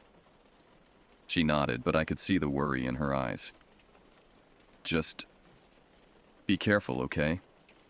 And call me when you can." The next morning dawned bright and clear, a perfect day for starting an adventure. As I loaded the last of my gear into the RV, my family gathered on the sidewalk to see me off. There were hugs all around, last-minute advice, and more than a few teary eyes, mostly from Sarah, though I'll admit to feeling a bit misty myself. As I climbed into the driver's seat, Emily called out, "Don't forget to have fun, Dad." I waved, started the engine, and pulled away from the curb, watching my family grow smaller in the rearview mirror. The streets of New York gave way to highways, then to smaller roads as I made my way out of the city and into the countryside. As the landscape changed around me, becoming greener and less populated, I felt a strange mix of anxiety and excitement. I was heading into the unknown, leaving behind the world I knew so well. But maybe, just maybe, this was exactly what I needed. Little did I know, as I drove towards the distant mountains, just how much this trip would change me, and the incredible, terrifying adventures that awaited me in the wilderness. The drive to West Virginia was a journey in itself. As I navigated the RV along highways and then increasingly narrow roads, I watched the landscape transform around me. The towering skyscrapers of New York gave way to rolling hills, then to the rugged terrain of the Appalachian Mountains. It was like watching the pages of a nature magazine come to life before my eyes. I had chosen the Monongahela National Forest as my destination, a name I had stumbled upon during my hasty research and could barely pronounce. As I approached the forest, the roads became windier, the trees grew denser, and signs of civilization became fewer and far between. My GPS signal started to falter, and I found myself relying on good old-fashioned paper maps, something I hadn't done since I was a kid on family road trips. It was late afternoon when I finally reached the entrance to the forest. A wooden sign welcomed me to Monongahela National Forest, its paint faded and chipped, adding to the sense that I was entering a place where time moved differently. I pulled over at the ranger station, a small log cabin-style building that seemed to blend into the surrounding forest. The ranger, a weathered man in his 50s with a salt and pepper beard, raised an eyebrow when I stepped out of the RV in my crisp khakis and polo shirt. "First time camping?" he asked, a hint of amusement in his voice. I nodded, feeling suddenly self-conscious. "That obvious, huh?" He chuckled, but his eyes were kind. "We all start somewhere. Name's Tom. Let's get you set up with a map and some safety guidelines. Tom spent the next half hour going over the basics with me, how to read the trail markers, what to do if I encountered wildlife, and the importance of leaving no trace. He pointed out a few good spots for RV camping on the map, but when I mentioned I was looking for something more secluded, he hesitated. There's a spot near Spruce Knob Lake, he said, circling an area on the map. It's off the beaten path, not many folks go out there, but it's beautiful country. Just be careful, all right? Nature can be unforgiving if you're not prepared. I thanked Tom for his help and set off, following his directions down a narrow, winding road that took me deeper into the forest. The trees seemed to grow taller and closer together as I drove, their branches forming a canopy overhead that filtered the late afternoon sunlight into a soft green glow. After about an hour of careful driving, I finally reached the spot Tom had marked on the map. It was a small clearing near a babbling stream, far enough from the main road that I couldn't hear any traffic. The only sounds were the rustling of leaves in the breeze and the gentle gurgle of the stream. I parked the RV, feeling a sense of accomplishment at having made it this far. As I stepped out, the rich scent of pine and damp earth filled my nostrils. The air was crisp and clean, so different from the city air I was used to. For a moment, I just stood there, taking it all in. Then reality set in. I needed to set up camp. The next hour was a comedy of errors as I fumbled with unfamiliar equipment. Setting up the awning on the RV proved to be a Herculean task, and by the time I managed to get it extended, I was sweating and my polo shirt was smudged with dirt. Starting a fire was another challenge. Despite having watched countless YouTube videos on the subject, my first attempts resulted in nothing more than smoldering twigs and wounded pride. As the sun began to set, casting long shadows across the clearing, I finally managed to get a respectable fire going. Feeling quite proud of myself, I decided to try my hand at fishing in the stream. I had packed a collapsible fishing rod, another purchase made in the spirit of embracing nature. I made my way down to the stream, the sound of running water growing louder as I approached. The water was clear and cold, and I could see small fish darting about in the shallows. With more confidence than skill, I cast my line into a deeper pool. An hour later, I trudged back to the RV, no fish in hand but my pants soaked from an unfortunate slip on a mossy rock. So much for living off the land, I muttered to myself, reaching for a can of beans from my supplies. As I sat by the fire, eating my less than gourmet dinner, I watched the sky darken and the stars emerge. Without the light pollution of the city, the night sky was a spectacle I had almost forgotten existed. Thousands of stars twinkled overhead, and for the first time in years, I could clearly see the Milky Way stretching across the sky. It was beautiful, awe-inspiring even, but as the fire died down and the darkness of the forest pressed in around me, I couldn't shake a growing sense of unease. The forest, which had seemed merely quiet during the day, now felt oppressively silent. Every snapping twig or rustle of leaves made me jump, my imagination conjuring images of bears or mountain lions lurking just beyond the circle of firelight. I tried to shake off the feeling, reminding myself that this was what I had come for, to experience nature in all its raw beauty. But as I doused the fire and retreated into the RV for the night, I made sure to lock the door securely behind me. Inside the RV, I settled into the unfamiliar bed, the silence of the forest a stark contrast to the constant background noise of the city I was used to. As I lay there, staring at the ceiling, I couldn't help but wonder if I had made a mistake. Was I really cut out for this? Could a lifelong city dweller like me truly find peace in the wilderness? With these thoughts swirling in my mind, I eventually drifted off into an uneasy sleep, unaware that my true adventure in the Monongahela National Forest was only just beginning. I woke the next morning to a cacophony of birdsong. For a moment, I was disoriented, the unfamiliar surroundings of the RV confusing my sleep-addled brain. Then the events of the previous day came rushing back, and I remembered where I was. in the middle of the Monongahela National Forest, miles from civilization. Rubbing the sleep from my eyes, I peered out the window. The clearing was bathed in the soft light of early morning, mist rising from the stream and curling around the bases of the trees. It was a scene of such tranquil beauty that for a moment, all my doubts and fears from the night before seemed silly. I stepped outside, inhaling deeply. The air was crisp and cool, heavy with the scent of pine and damp earth. A deer was drinking from the stream, its head snapping up at my appearance. We regarded each other for a moment before it bounded off into the underbrush, white tail flashing. "Well, Arthur," I said to myself, "you wanted to experience nature. Here it is."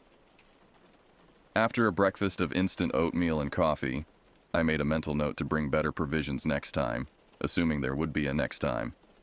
I decided to explore the area around my campsite. I had packed a small backpack with water, some energy bars, and a first aid kit, trying to remember all the advice from the hiking websites I'd frantically read before the trip. The trail I chose was barely visible, more of a game path than anything made for human feet. It wound through the dense forest, occasionally offering glimpses of the stream as it tumbled over rocks and fallen logs. The going was tougher than I had anticipated. My new hiking boots, barely broken in, began to rub uncomfortably at my heels, and I was quickly out of breath. Years of sitting behind a desk had not prepared me for this kind of physical exertion. But as I pushed on, I found myself becoming more attuned to the forest around me. I noticed things I might have overlooked before, the intricate patterns of lichen on tree trunks, the darting flight of a woodpecker, the subtle variations in the greens of the foliage. It was like my senses, dulled by years in the city, were slowly reawakening. After about an hour of hiking, I came across a small waterfall cascading into a clear pool.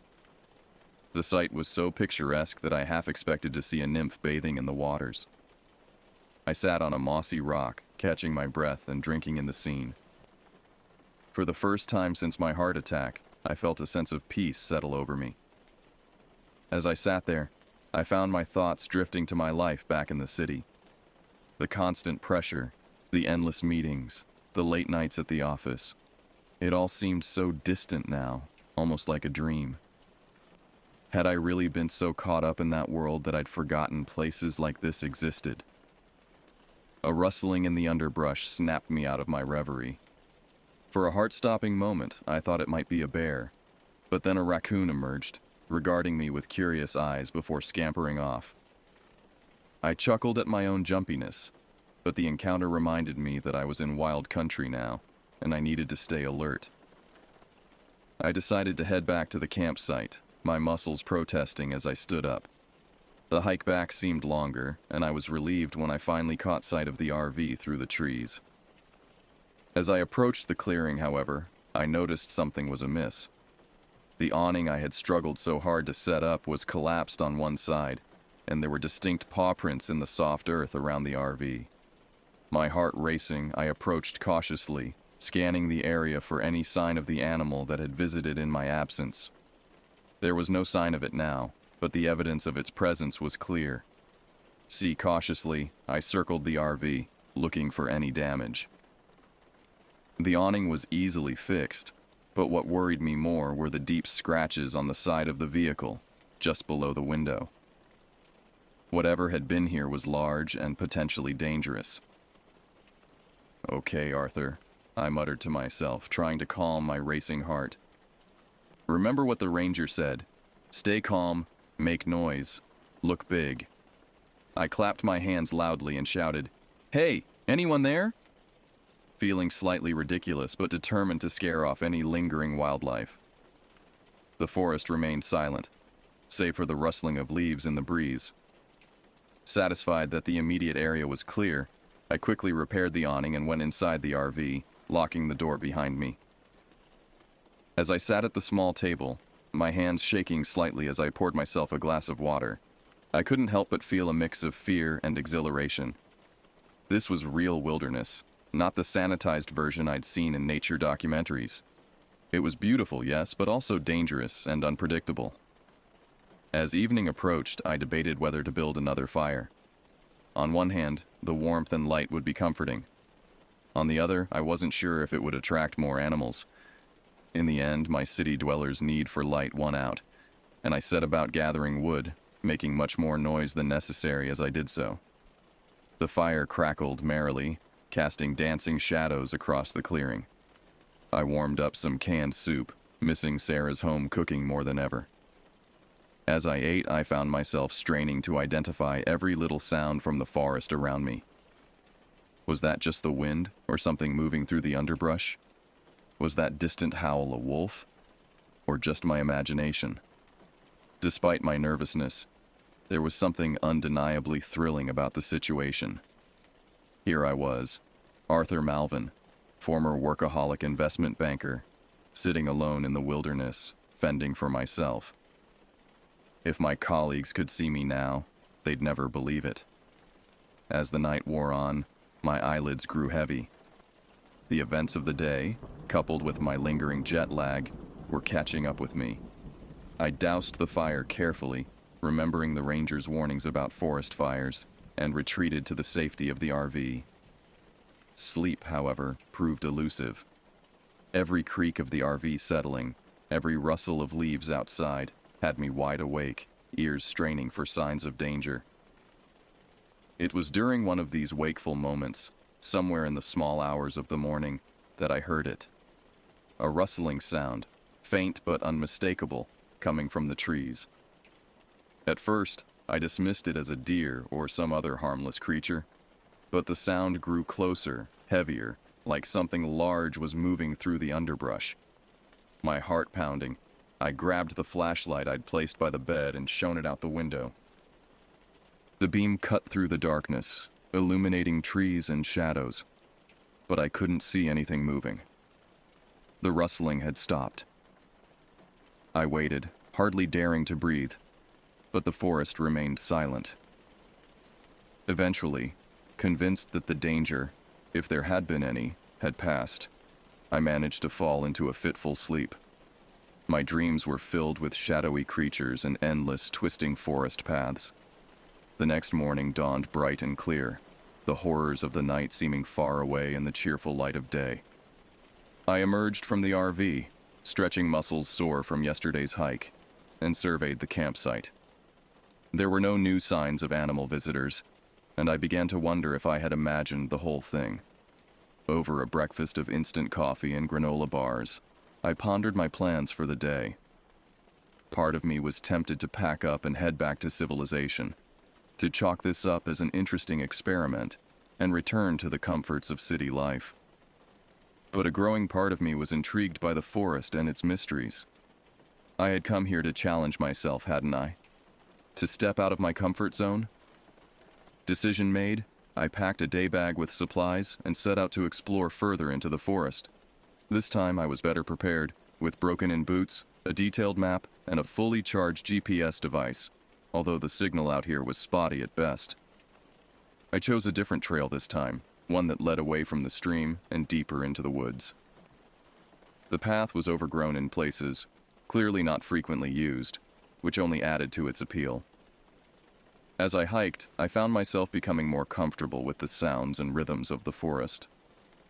The crack of a twig underfoot no longer sent my heart racing, and I started to distinguish between the calls of different birds. After about 2 hours of steady hiking, the trail began to slope upward. The incline was gentle at first, but grew steeper as I continued. My legs burned with the effort, and I was breathing heavily, but I pressed on, driven by a curiosity I couldn't quite explain. Just as I was considering turning back, the trail crested a small ridge, and I found myself looking down into a hidden clearing. It was a perfect circle, as if the trees had been purposely planted to create this secret space. In the center of the clearing was a stone structure, low to the ground and covered in moss. It looked ancient, like something out of a history book, maybe a forgotten altar or shrine. Intrigued, I made my way down into the clearing. As I approached the stone structure, I noticed strange carvings on the stones, symbols I didn't recognize etched deeply into the rock. They seemed to shimmer slightly in the dappled sunlight filtering through the trees, creating an almost hypnotic effect. I reached out to touch one of the symbols, feeling the roughness of the stone under my fingers. As I did, a sudden chill ran down my spine, despite the warmth of the day. I had the distinct feeling that I was being watched. I spun around, half expecting to see someone or something standing at the edge of the clearing. But there was nothing there, just the silent trees surrounding the clearing like sentinels. And then I heard it. The rustling. Only this time it was accompanied by a low rhythmic thumping, like something heavy hitting the ground repeatedly. It was the same sound I had heard last night, only much closer now. I turned slowly, my heart pounding in my chest, scanning the tree line for any sign of movement. The thumping grew louder, seeming to come from all around me. The trees at the edge of the clearing seemed to shimmer and waver, as if I was looking at them through heat haze. And then, emerging from between two ancient oaks, I saw it. A hulking figure, covered in coarse, matted fur, standing on two legs like a man, but with a face that was all wrong. It was like a wolf, but its features were distorted, stretched and twisted into something grotesque. Its eyes, God, those eyes, were wide and wild, reflecting the sunlight as it stepped into the clearing.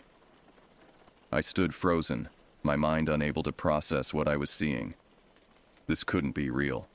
Things like this didn't exist outside of horror movies and campfire tales. But the creature was undeniably there, its hot, rancid breath visible in the cool air of the clearing. It snarled, a deep, guttural sound that reverberated through the clearing and snapped me out of my paralysis. I knew I couldn't fight it, not with just the small hunting knife I had brought for protection. But there was nowhere to run.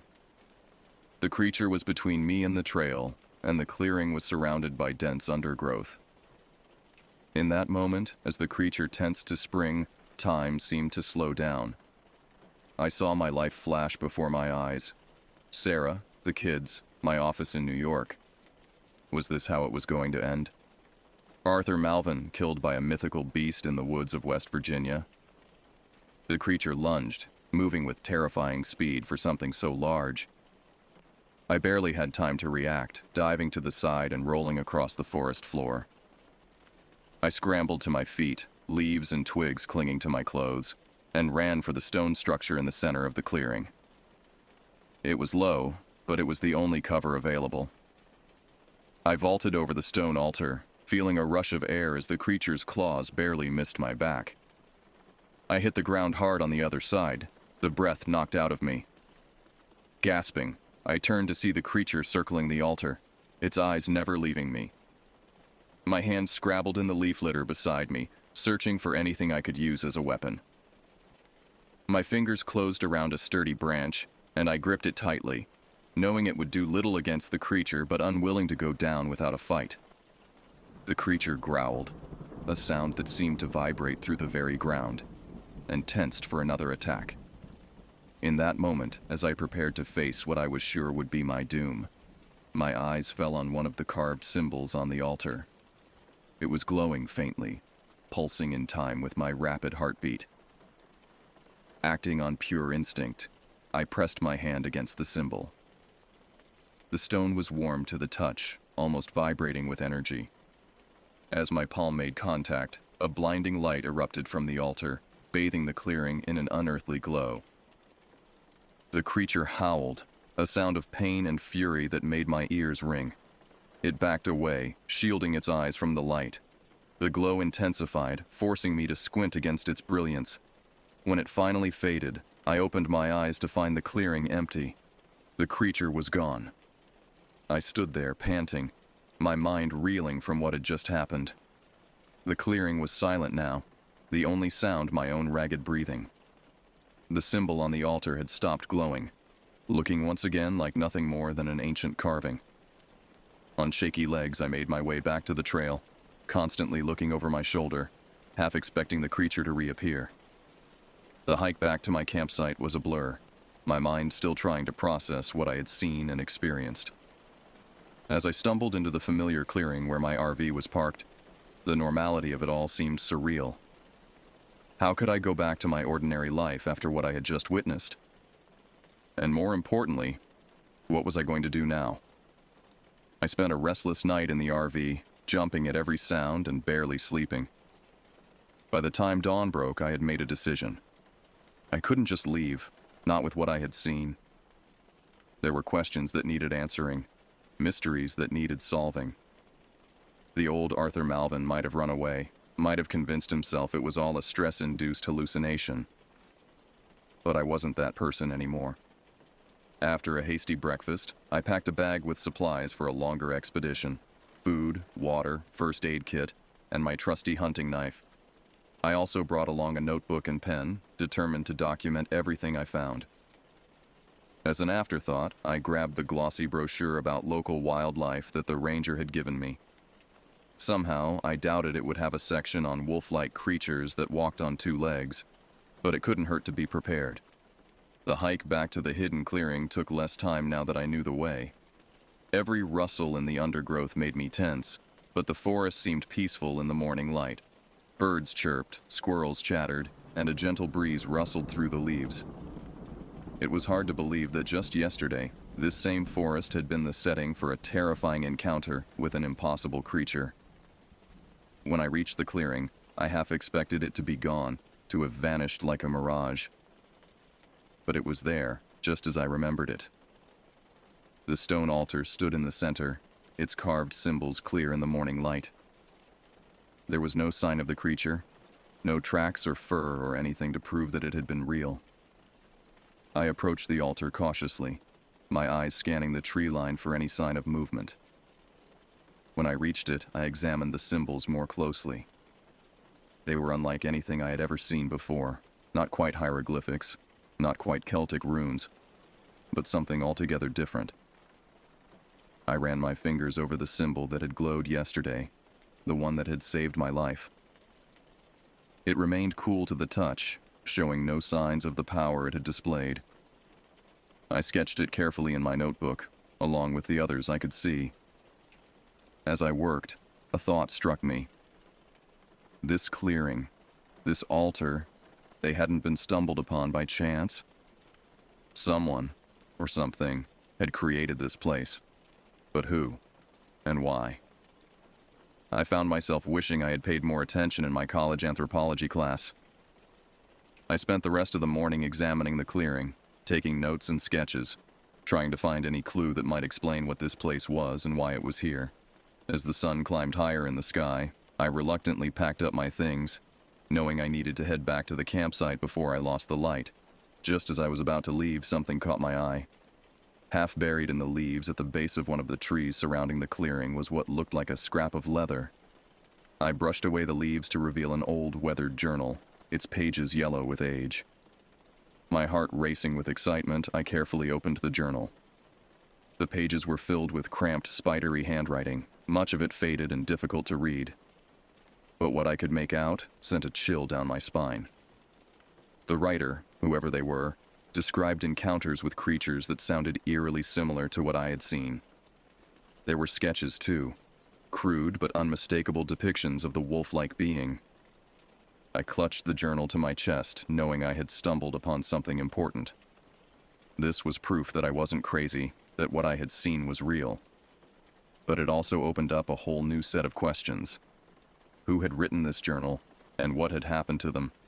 As I made my way back to the campsite, my mind was whirling with possibilities. I knew one thing for certain: I couldn't leave now. Whatever was happening in these woods, whatever secrets this forest held, I was now a part of it. The thought was both terrifying and exhilarating.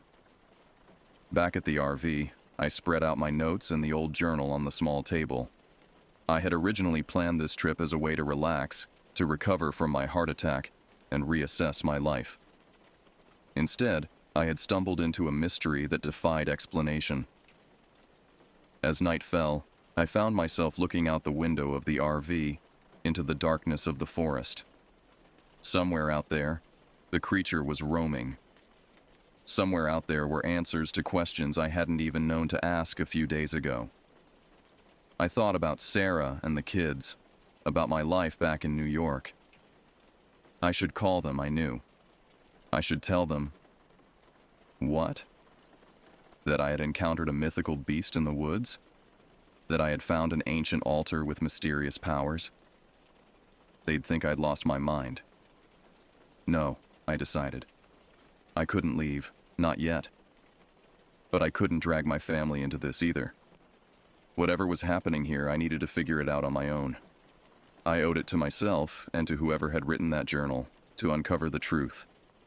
As I settled in for another uneasy night, I realized that for the first time in years I felt truly alive. The panic attacks that had plagued me since my heart attack were gone, replaced by a sense of purpose and excitement. I, Arthur Malvin, former investment banker and reluctant camper, was now on a mission. A mission to uncover the secrets of the Monongahela National Forest, no matter where they might lead. Little did I know, as I drifted off to sleep, that my adventure was only just beginning. The forest held deeper secrets than I could have imagined, and uncovering them would test me in ways I never thought possible. But that's a story for another time. The next few days passed in a blur of research and exploration. I pored over the old journal, deciphering what I could of the faded handwriting. The author, who signed their entries only as J.H., seemed to have been a researcher of some kind, investigating legends of strange creatures in the Appalachian mountains. J.H.'s entries spoke of multiple encounters with the wolf-like beings, which they referred to as guardians.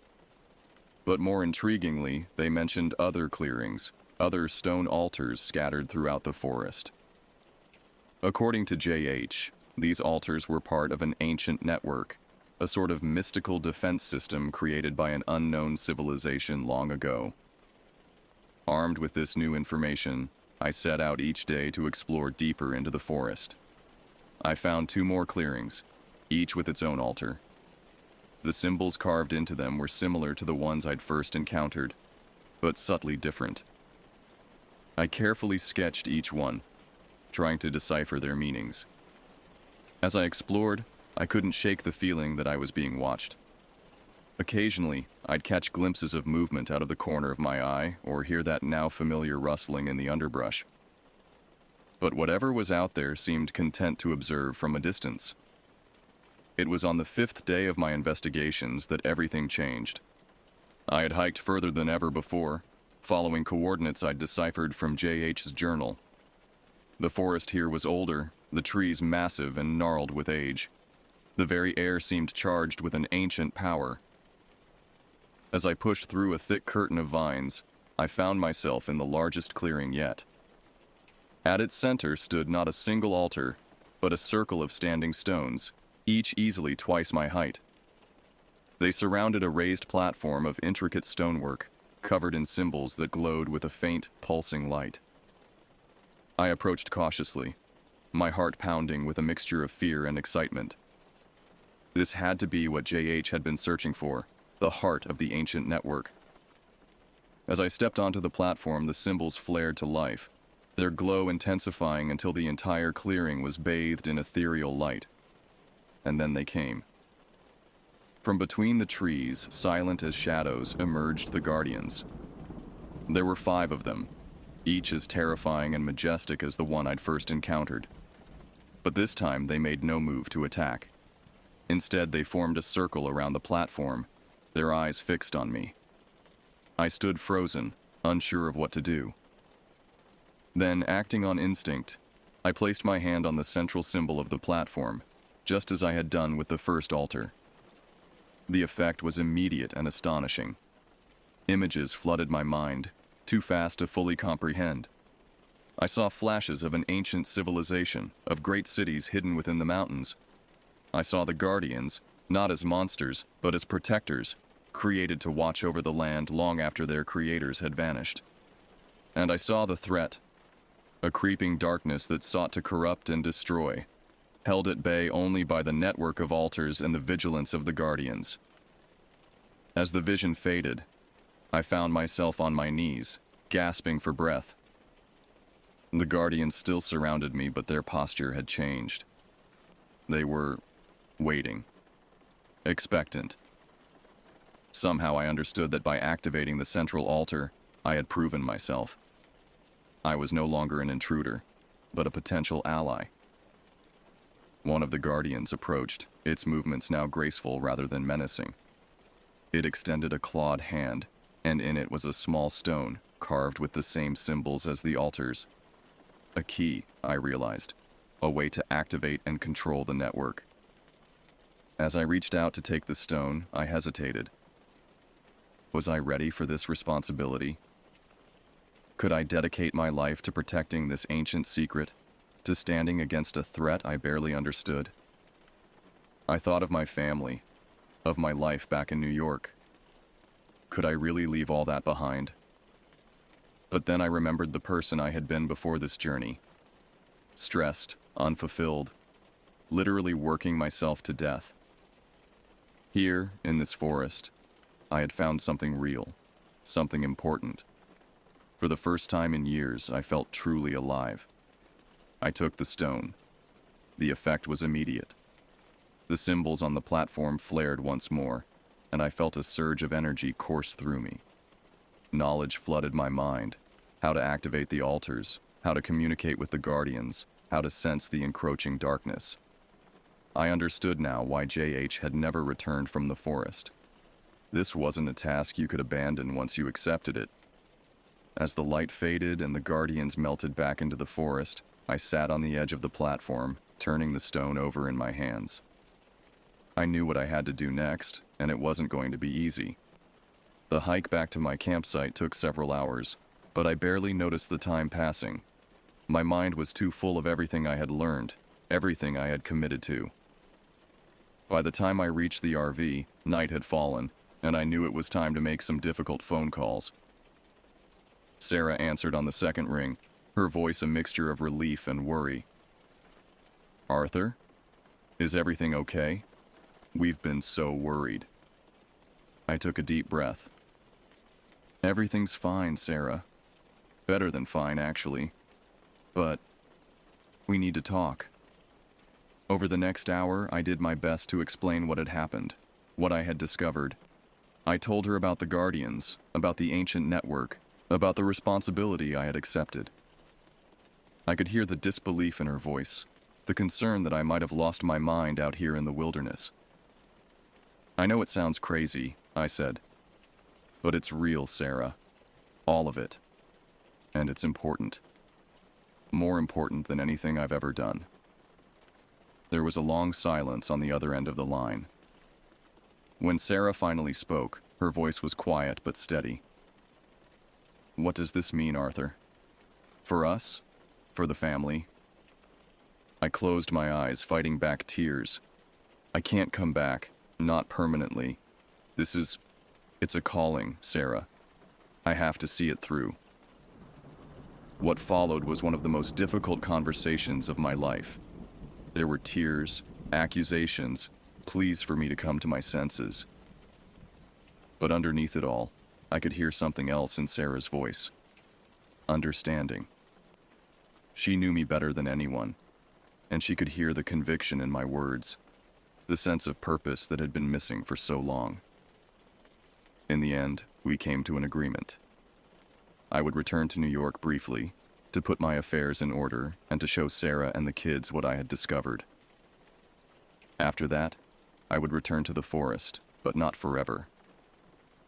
We would find a way to balance my new responsibilities with my role as a husband and father. The next few weeks were a whirlwind. I returned to New York, where I faced skepticism and concern from my family and colleagues.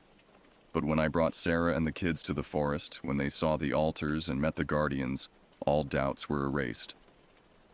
Emily, always the adventurous one, was thrilled by the idea of her dad as a mystical forest guardian. Michael took a bit more convincing, but the technological aspects of the ancient network fascinated him. And Sarah, seeing me truly happy and fulfilled for the first time in years, gave her blessing to this new chapter in our lives. I retired from the investment firm, much to the shock of my colleagues. We sold our Manhattan apartment and bought a small cabin on the outskirts of the Monongahela National Forest. Close enough for me to perform my duties as a guardian, but not so far that I couldn't be part of my family's life. As for the work itself, it was more challenging and rewarding than anything I had ever done. I spent my days maintaining the altar network, communing with the Guardians, and tracking the movements of the dark force that threatened the land. I started training others, passing on the knowledge that had been entrusted to me. It wasn't always easy. There were times when the darkness pressed close, when I faced challenges that made my most stressful days as a banker seem like a walk in the park. But I was never alone. I had the wisdom of the ancients, the strength of the Guardians, and the love of my family to support me. And so, life settled into a new rhythm.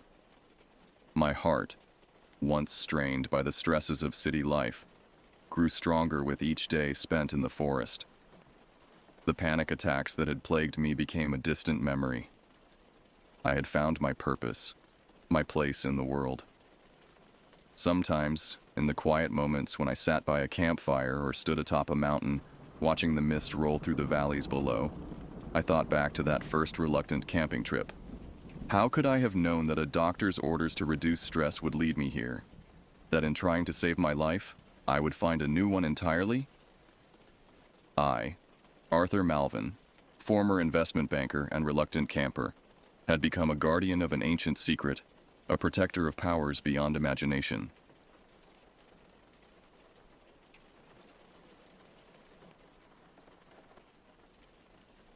My name is Ethan, and what I'm about to tell you happened to me in 2018.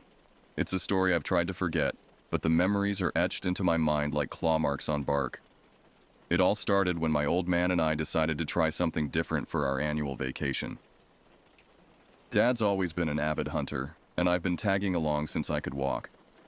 We'd spend weekends in the fall chasing whitetails back home, but this time, we wanted to go big. Montana big. The plan was to bag ourselves an elk, those majestic creatures that roam the Rockies. Mom opted to stay home, so it was just the two of us. We spent weeks researching, poring over maps, and watching hunting videos. Finally, we booked a guide and packed up our gear. The drive to Montana was long, but we made the most of it, stopping at scenic overlooks and roadside attractions. As we crossed into Big Sky country, the landscape transformed. Gone were the familiar rolling hills of home, replaced by vast prairies that stretched to the horizon. Then came the mountains, their snow-capped peaks piercing the clouds. We even stopped at a natural hot spring, where the sulfurous smell made me gag while Dad laughed at my discomfort. After days on the road, we finally reached our destination, a remote corner of national forest that promised prime elk hunting. Our guide, a burly man named Jack, met us at a tiny general store on the outskirts of a town so small it barely deserved the name. Jack was a character straight out of a frontier novel. His beard was thick and wild, streaked with gray, and his eyes held the kind of wisdom that comes from a lifetime in the wilderness. He spoke with a slow drawl, peppering his speech with colloquialisms I'd never heard before. "You boys ready to chase some wapiti?" he asked, using the Native American term for elk. We nodded eagerly, and he led us deep into the forest. Our home for the next week was a rustic cabin that had seen better days. The wood was weathered, and the roof looked like it might not survive a heavy snowfall. Inside, a pot-bellied stove squatted in one corner, surrounded by stacks of firewood. Two narrow cots and a rickety table completed the sparse furnishings. That first night, we heated up some canned chili and listened to Jack's stories of past hunts. He spread out a topographic map on the table, pointing out promising areas and warning us about treacherous ravines. As I drifted off to sleep, my mind was filled with visions of majestic bulls and the thrill of the hunt. The next few days were a blur of early mornings, long hikes, and endless waiting. The terrain was unlike anything I'd experienced before. The hills were steeper, the forests denser, and the air noticeably thinner as we climbed higher into the mountains. My legs burned with each ascent, and my lungs struggled to pull in enough oxygen. We caught glimpses of elk, a flash of tawny hide, the crack of a branch, but never got close enough for a clean shot. Jack assured us this was normal. Elk or ghosts, he said. You gotta be patient and outsmart 'em. Dad took it all in stride, his weathered face set in lines of concentration. He'd crack the occasional joke about my heavy breathing scaring off all the game, but I could see the determination in his eyes. This hunt meant something to him, a challenge he was eager to conquer. It was on the fourth night that everything changed. I woke in the pitch black of the cabin, disoriented and uneasy. The usual nighttime sounds of the forest, the chirp of crickets, the rustle of wind through pine needles, were absent. An unnatural silence blanketed everything. Then I heard it. A low, deliberate rustling from outside the cabin. My heart began to race as I nudged Dad awake. He grumbled and rolled over, still half asleep. Slowly, I crept to the grimy window and peered out into the darkness. What I saw made my blood run cold. There, hunched against an ancient pine near our woodshed, was a shadow. But this was no ordinary shadow cast by moonlight. This was a solid mass of darkness, far larger than any human. It stood motionless, as if aware of my gaze, a sentinel of the night that didn't belong in this world of light and reason. I stumbled back to my cot, my mind reeling. I told myself it was just a trick of the light, a bear maybe, or my imagination running wild in this unfamiliar place. But deep down, I knew. Something was out there, something that defied explanation. The next morning, I recounted what I had seen to Dad and Jack. They exchanged glances, clearly skeptical but unwilling to dismiss my fears entirely. Jack suggested it might have been a moose or a particularly large black bear. Dad clapped me on the shoulder and said, "Probably just first-time jitters, son. Let's focus on the hunt." But I couldn't shake the feeling of wrongness that had settled over me. As we hiked out to our hunting spot that day, every shadow seemed to conceal a threat, every rustle in the underbrush a harbinger of something sinister. Jack set us up in a small clearing. The plan was for him to use his elk call to lure in a bull while Dad and I waited in concealment. We settled into our camp chairs, rifles at the ready, as Jack moved a short distance away. The forest fell silent as we waited. Then Jack began his call, a high, eerie bugle that echoed through the trees. The sound raised the hair on the back of my neck, not because of its alienness, but because of how it sliced through the unnatural quiet that had descended upon the woods. We sat for hours, barely moving, barely breathing. Dad was a statue beside me, his eyes constantly scanning the tree line. I tried to mirror his calm, but my nerves were frayed. That's when I heard it again. That same rustling from the night before, coming from the direction of our cabin.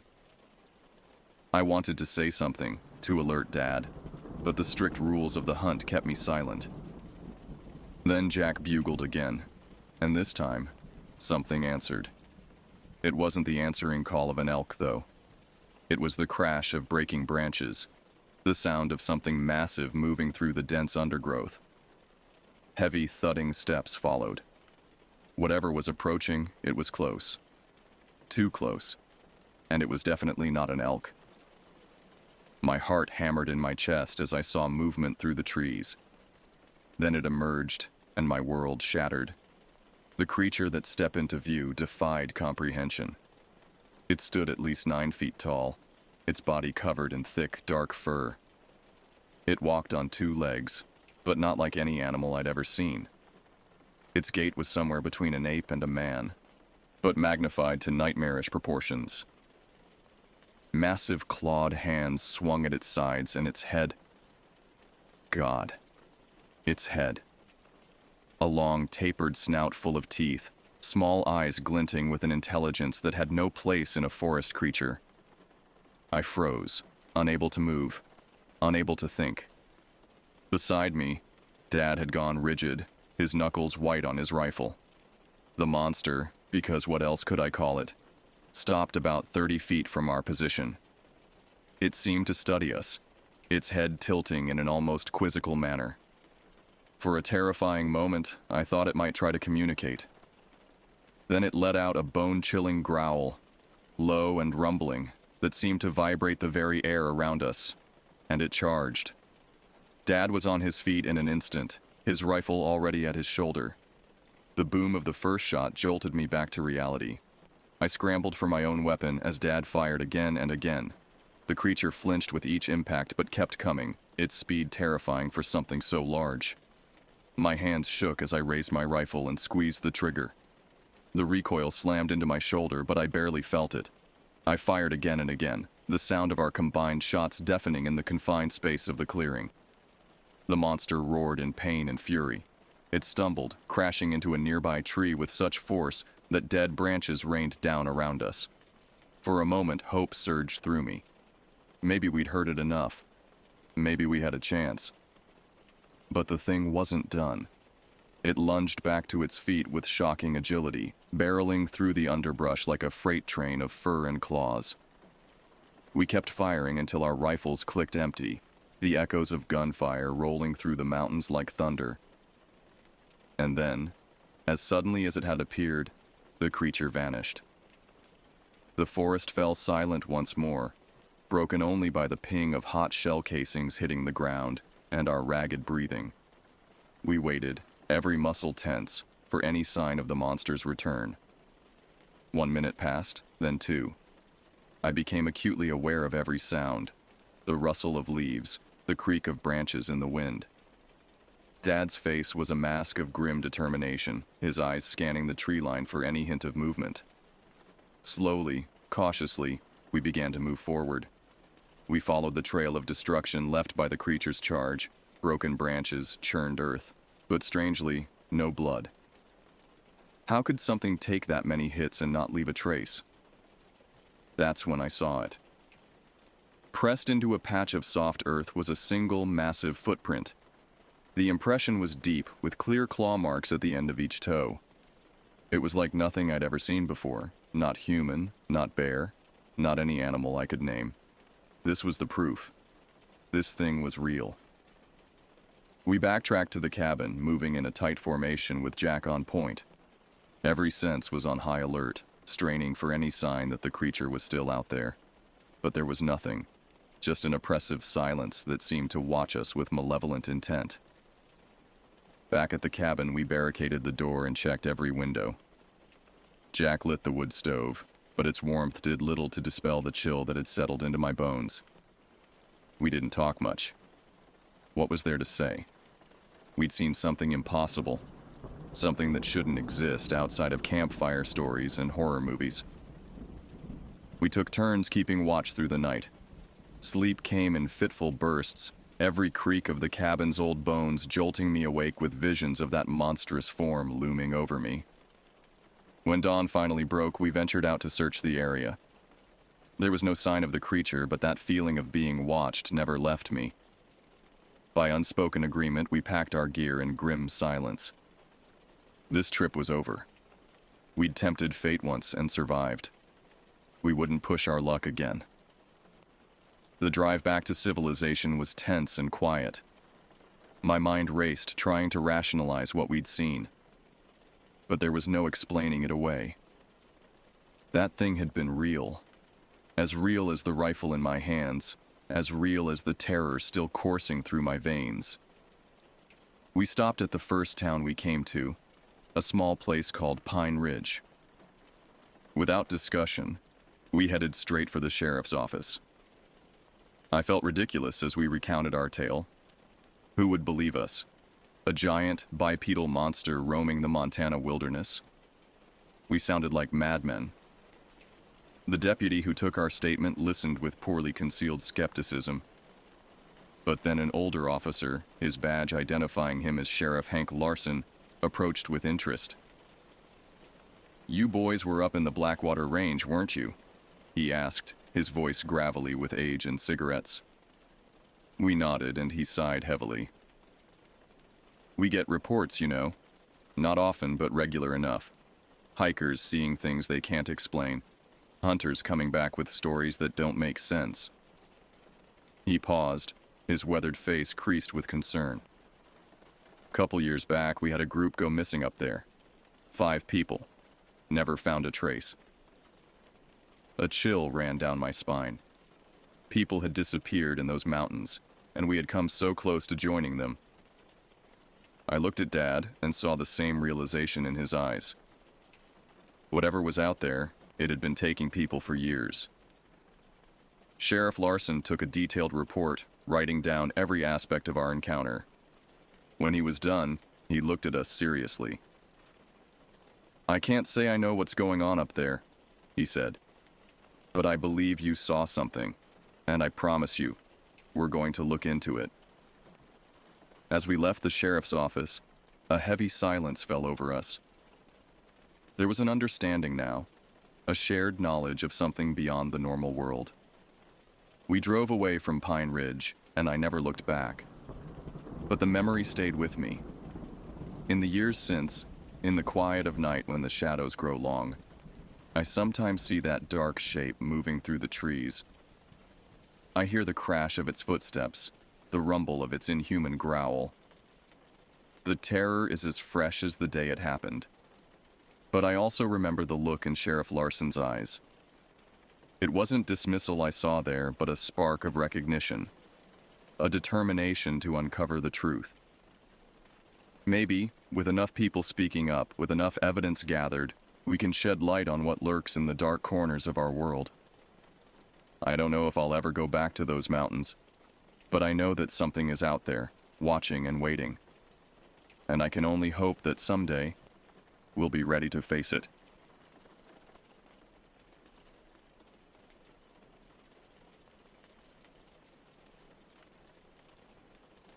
I never believed in folklore or ghost stories growing up in Western New York. To me, they were just bedtime tales designed to keep kids from wandering too far from home. At least that's what I used to think. Now, after what happened at Black Hollow Cabin, I understand why our ancestors created those warnings. Some things are better left undisturbed, some places better left unexplored.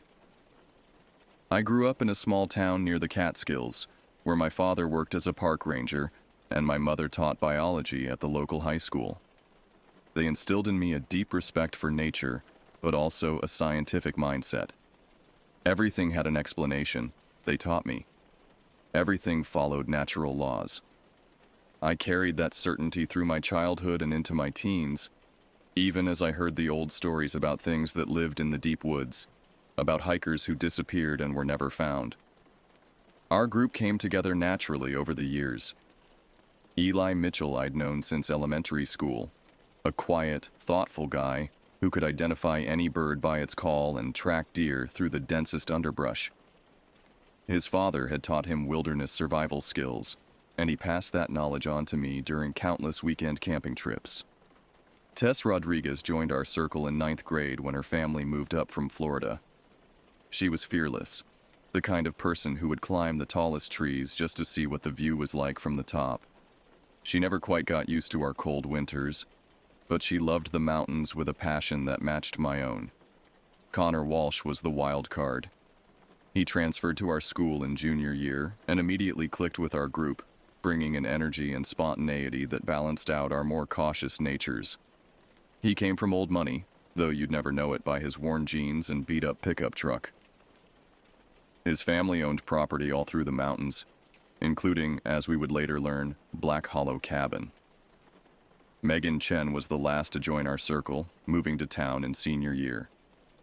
She was brilliant, headed to Cornell on a full scholarship to study environmental science. She and Connor started dating almost immediately, one of those high school romances that seemed destined to last forever. Now I can't think about either of them without remembering how it all ended. We were all 19 that summer of '98, caught in that strange limbo between high school and whatever came next. College loomed ahead of us. I was headed to SUNY, Eli to Vermont, Tess to Boston University. We wanted one last adventure together before our lives pulled us in different directions. That's what Connor promised us with Black Hollow Cabin. One last weekend in the mountains, just the 5 of us. Looking back, there were warning signs from the beginning. The way Connor's uncle hesitated when he handed over the keys, The strange looks we got from locals when we stopped for supplies. The fact that no one could quite tell us how to get there. But we were young and invincible. Or so we thought. What could possibly go wrong in a cabin in the woods? I remember the last normal moment before everything changed. We were sitting around the scarred kitchen table playing cards, warm light spilling from the old kerosene lamp, Megan's laugh echoing off the wooden walls as Connor told another of his ridiculous stories. The windows were dark mirrors reflecting our faces back at us, and beyond them, the forest waited. None of us knew it then, but that forest had been waiting for a very long time. The planning started innocently enough. Connor showed us pictures of the cabin on his phone, an old 2-story structure built in the 1920s, all weathered wood and stone chimney. It looked rustic but charming, nestled in a clearing surrounded by ancient maples and pines. "My uncle hasn't used it much lately," Connor said, scrolling through the photos. "Says it needs some work, but it's got running water and electricity. We'll have the whole place to ourselves." I noticed he avoided mentioning why his uncle had stopped using it, but at the time it didn't seem important. Eli, ever practical, insisted on proper preparation. We spent weeks gathering supplies, sleeping bags rated for cold weather, emergency flares, first aid kits, extra batteries for flashlights. "The nearest town is 2 hours away," he reminded us. "We need to be self-sufficient." Tess mapped out hiking trails in the area, marking potential routes on topographical maps. But something was off. The cabin's location didn't quite match any official maps. When she mentioned this to Connor, he shrugged it off. "The property's been in my family forever. Some of these trails don't show up on modern maps." Megan, studying the weather forecast, frowned at her laptop. "That's weird," she said. "The temperature predictions for that area are all over the place. It's like the weather patterns don't make sense." I remember helping her pack her camera gear the night before we left. She was excited about photographing the local wildlife, especially the deer that Connor said frequently visited the clearing around the cabin. "There's something special about that place," he told us. "The animals act different there." None of us thought to ask what he meant by different. We left early Friday morning, Connor's truck loaded with our gear. The drive started normally enough, highways giving way to state roads, then to increasingly narrow mountain paths. But as we turned onto the unmarked gravel road that led to the cabin, something changed. The forest pressed closer, branches reaching over the road like grasping fingers. The air grew thick and heavy, making it hard to breathe. Even the sunlight seemed different, filtering through the leaves in strange patterns that made my eyes hurt if I looked at them too long. "Anyone else feel that?" Tess asked from the back seat, her voice tight. "Like pressure in your ears?" We all nodded. It was like descending in an airplane, but worse, a deep, throbbing sensation that made my teeth ache. The cabin appeared suddenly around a bend, looking exactly like the photos but somehow more imposing in person. The windows were dark, reflecting the trees in a way that made them look like they were moving inside the glass. As we unloaded our gear, I noticed something odd about the clearing. There were no birds singing, no insects buzzing, just complete, unnatural silence. The first night passed uneventfully, but none of us slept well. The silence was oppressive, broken only by occasional sounds that seemed to come from everywhere and nowhere at once, like something large moving through the trees, but never visible from the windows. Saturday morning, we decided to explore the surrounding woods. The trail Tess had mapped led us deeper into the forest, where the trees grew older and stranger. Their trunks were twisted into unnatural shapes, bark scarred with marks that looked disturbingly like written symbols. Then we found the clearing. It was perfectly circular, about 30 feet across. Every plant within its boundaries was dead, the ground covered in a layer of ash-gray moss that seemed to pulse slightly when you looked at it too long. But it was what we found in the center that made my blood run cold. Bones, arranged in a complex pattern that couldn't have been natural. Some were clearly animal. Deer, maybe wolf. But others, Others looked human. And they were all pointing towards something. A cave entrance half hidden by fallen trees, its mouth a perfect black oval in the rock face. "We should go," Eli said, his voice barely a whisper. "Now." As we turned to leave, Megan's camera clicked. The sound echoed strangely in the clearing, and something answered from the cave. A low, wet sound that might have been breathing. We ran. That night, things got worse. The temperature dropped rapidly, frost forming on the inside of the windows despite the summer heat. We huddled around the fireplace, trying to convince ourselves there were rational explanations for everything we'd seen. Then Megan went missing. 1 minute she was there, getting up to use the bathroom. The next, gone. The bathroom window was open, though we all swore it had been closed. Outside, her footprints led toward the woods, but they changed as they went, becoming longer, deeper, wrong. We had to search for her. Connor grabbed his rifle, Eli took the flares, and Tess carried the first aid kit. I brought up the rear with the most powerful flashlight we had. The beam seemed weak against the darkness, which felt almost solid, pressing against us like cold hands. We found her camera first, lying in the dead clearing. The screen was cracked but still working, showing the last photo she'd taken. A figure standing in the cave mouth. It was tall, impossibly tall, with limbs that bent in too many places. Its face was... I still can't describe its face. My mind won't let me. That's when we heard Megan scream. Not from the cave, but from above us. We looked up, and there it was, moving through the treetops like a spider, carrying something that might have been Megan, but wasn't anymore. Connor fired. The sound was deafening in the clearing, but the creature didn't seem to notice. Instead, it laughed, a sound like breaking glass and crying children mixed together. More figures emerged from the cave.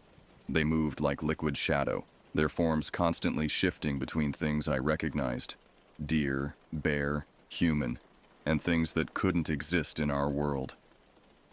"Run!" Eli screamed, lighting a flare. The red light seemed to hurt them. They recoiled, their forms rippling like heat waves over hot pavement. What happened next is fragmented in my memory. Running through the woods, branches whipping our faces. Tess falling, being pulled into the darkness as she screamed. Connor emptying his rifle into something that used to be Megan. Eli's last flare revealing dozens of creatures surrounding us, herding us back toward the cabin. I remember the cabin's windows glowing with a pale corpse light from within. Remember Connor saying, "I'm sorry," before stepping into their midst, arms spread wide. Remember Eli pushing me toward his truck, starting the engine as things with too many limbs and too many eyes crashed through the underbrush behind us. We made it to the highway somehow. Eli was bleeding from wounds that wouldn't stop changing shape. He died before we reached the hospital, his last words a warning: "Don't let them follow us back." The official investigation went nowhere. Missing persons reports were filed. Search parties found nothing. Not the cabin, not the cave, not even the clearing. Connor's uncle claimed there had never been a cabin on their property. My dreams are haunted by what I saw in those woods. Sometimes I wake up to find frost on my windows in the middle of summer, or catch glimpses of impossible shapes moving at the edge of my vision. Over the years, I've heard stories. Other groups of friends who ventured into those mountains and never returned. Hikers finding clearings with arranged bones. Strange sounds in the night that make people's teeth ache. I've connected with others who survived similar encounters. They speak of ancient things that live in the dark places of the world, things that wear human shapes but aren't human at all. Things that hunger not just for flesh, but for something deeper. Consciousness, identity, soul. I still live in the area, though I never go into the woods anymore. Sometimes, on very quiet nights, I think I can hear them. That wet, strange laughter carried on the wind. And sometimes, when I look at old photos of my friends, their faces seem to shift and change, becoming something else entirely. I know they're still out there, waiting in the darkness between the trees. And I know that someday, they'll find their way back to our world. The cabin was just a doorway, one of many. The real horror isn't that such things exist. It's that they've always been here, watching, waiting, wearing familiar faces until the moment they choose to reveal themselves. If you're planning a trip to the mountains, my advice is simple. Stick to marked trails. Don't explore unknown cabins. And if you find yourself in a place where the silence feels wrong and the trees seem to watch you, run. Run as fast and as far as you can. Because sometimes the monsters in our stories aren't just stories. Sometimes they're memories of things that were here long before us, things that will remain long after we're gone. And sometimes they get hungry.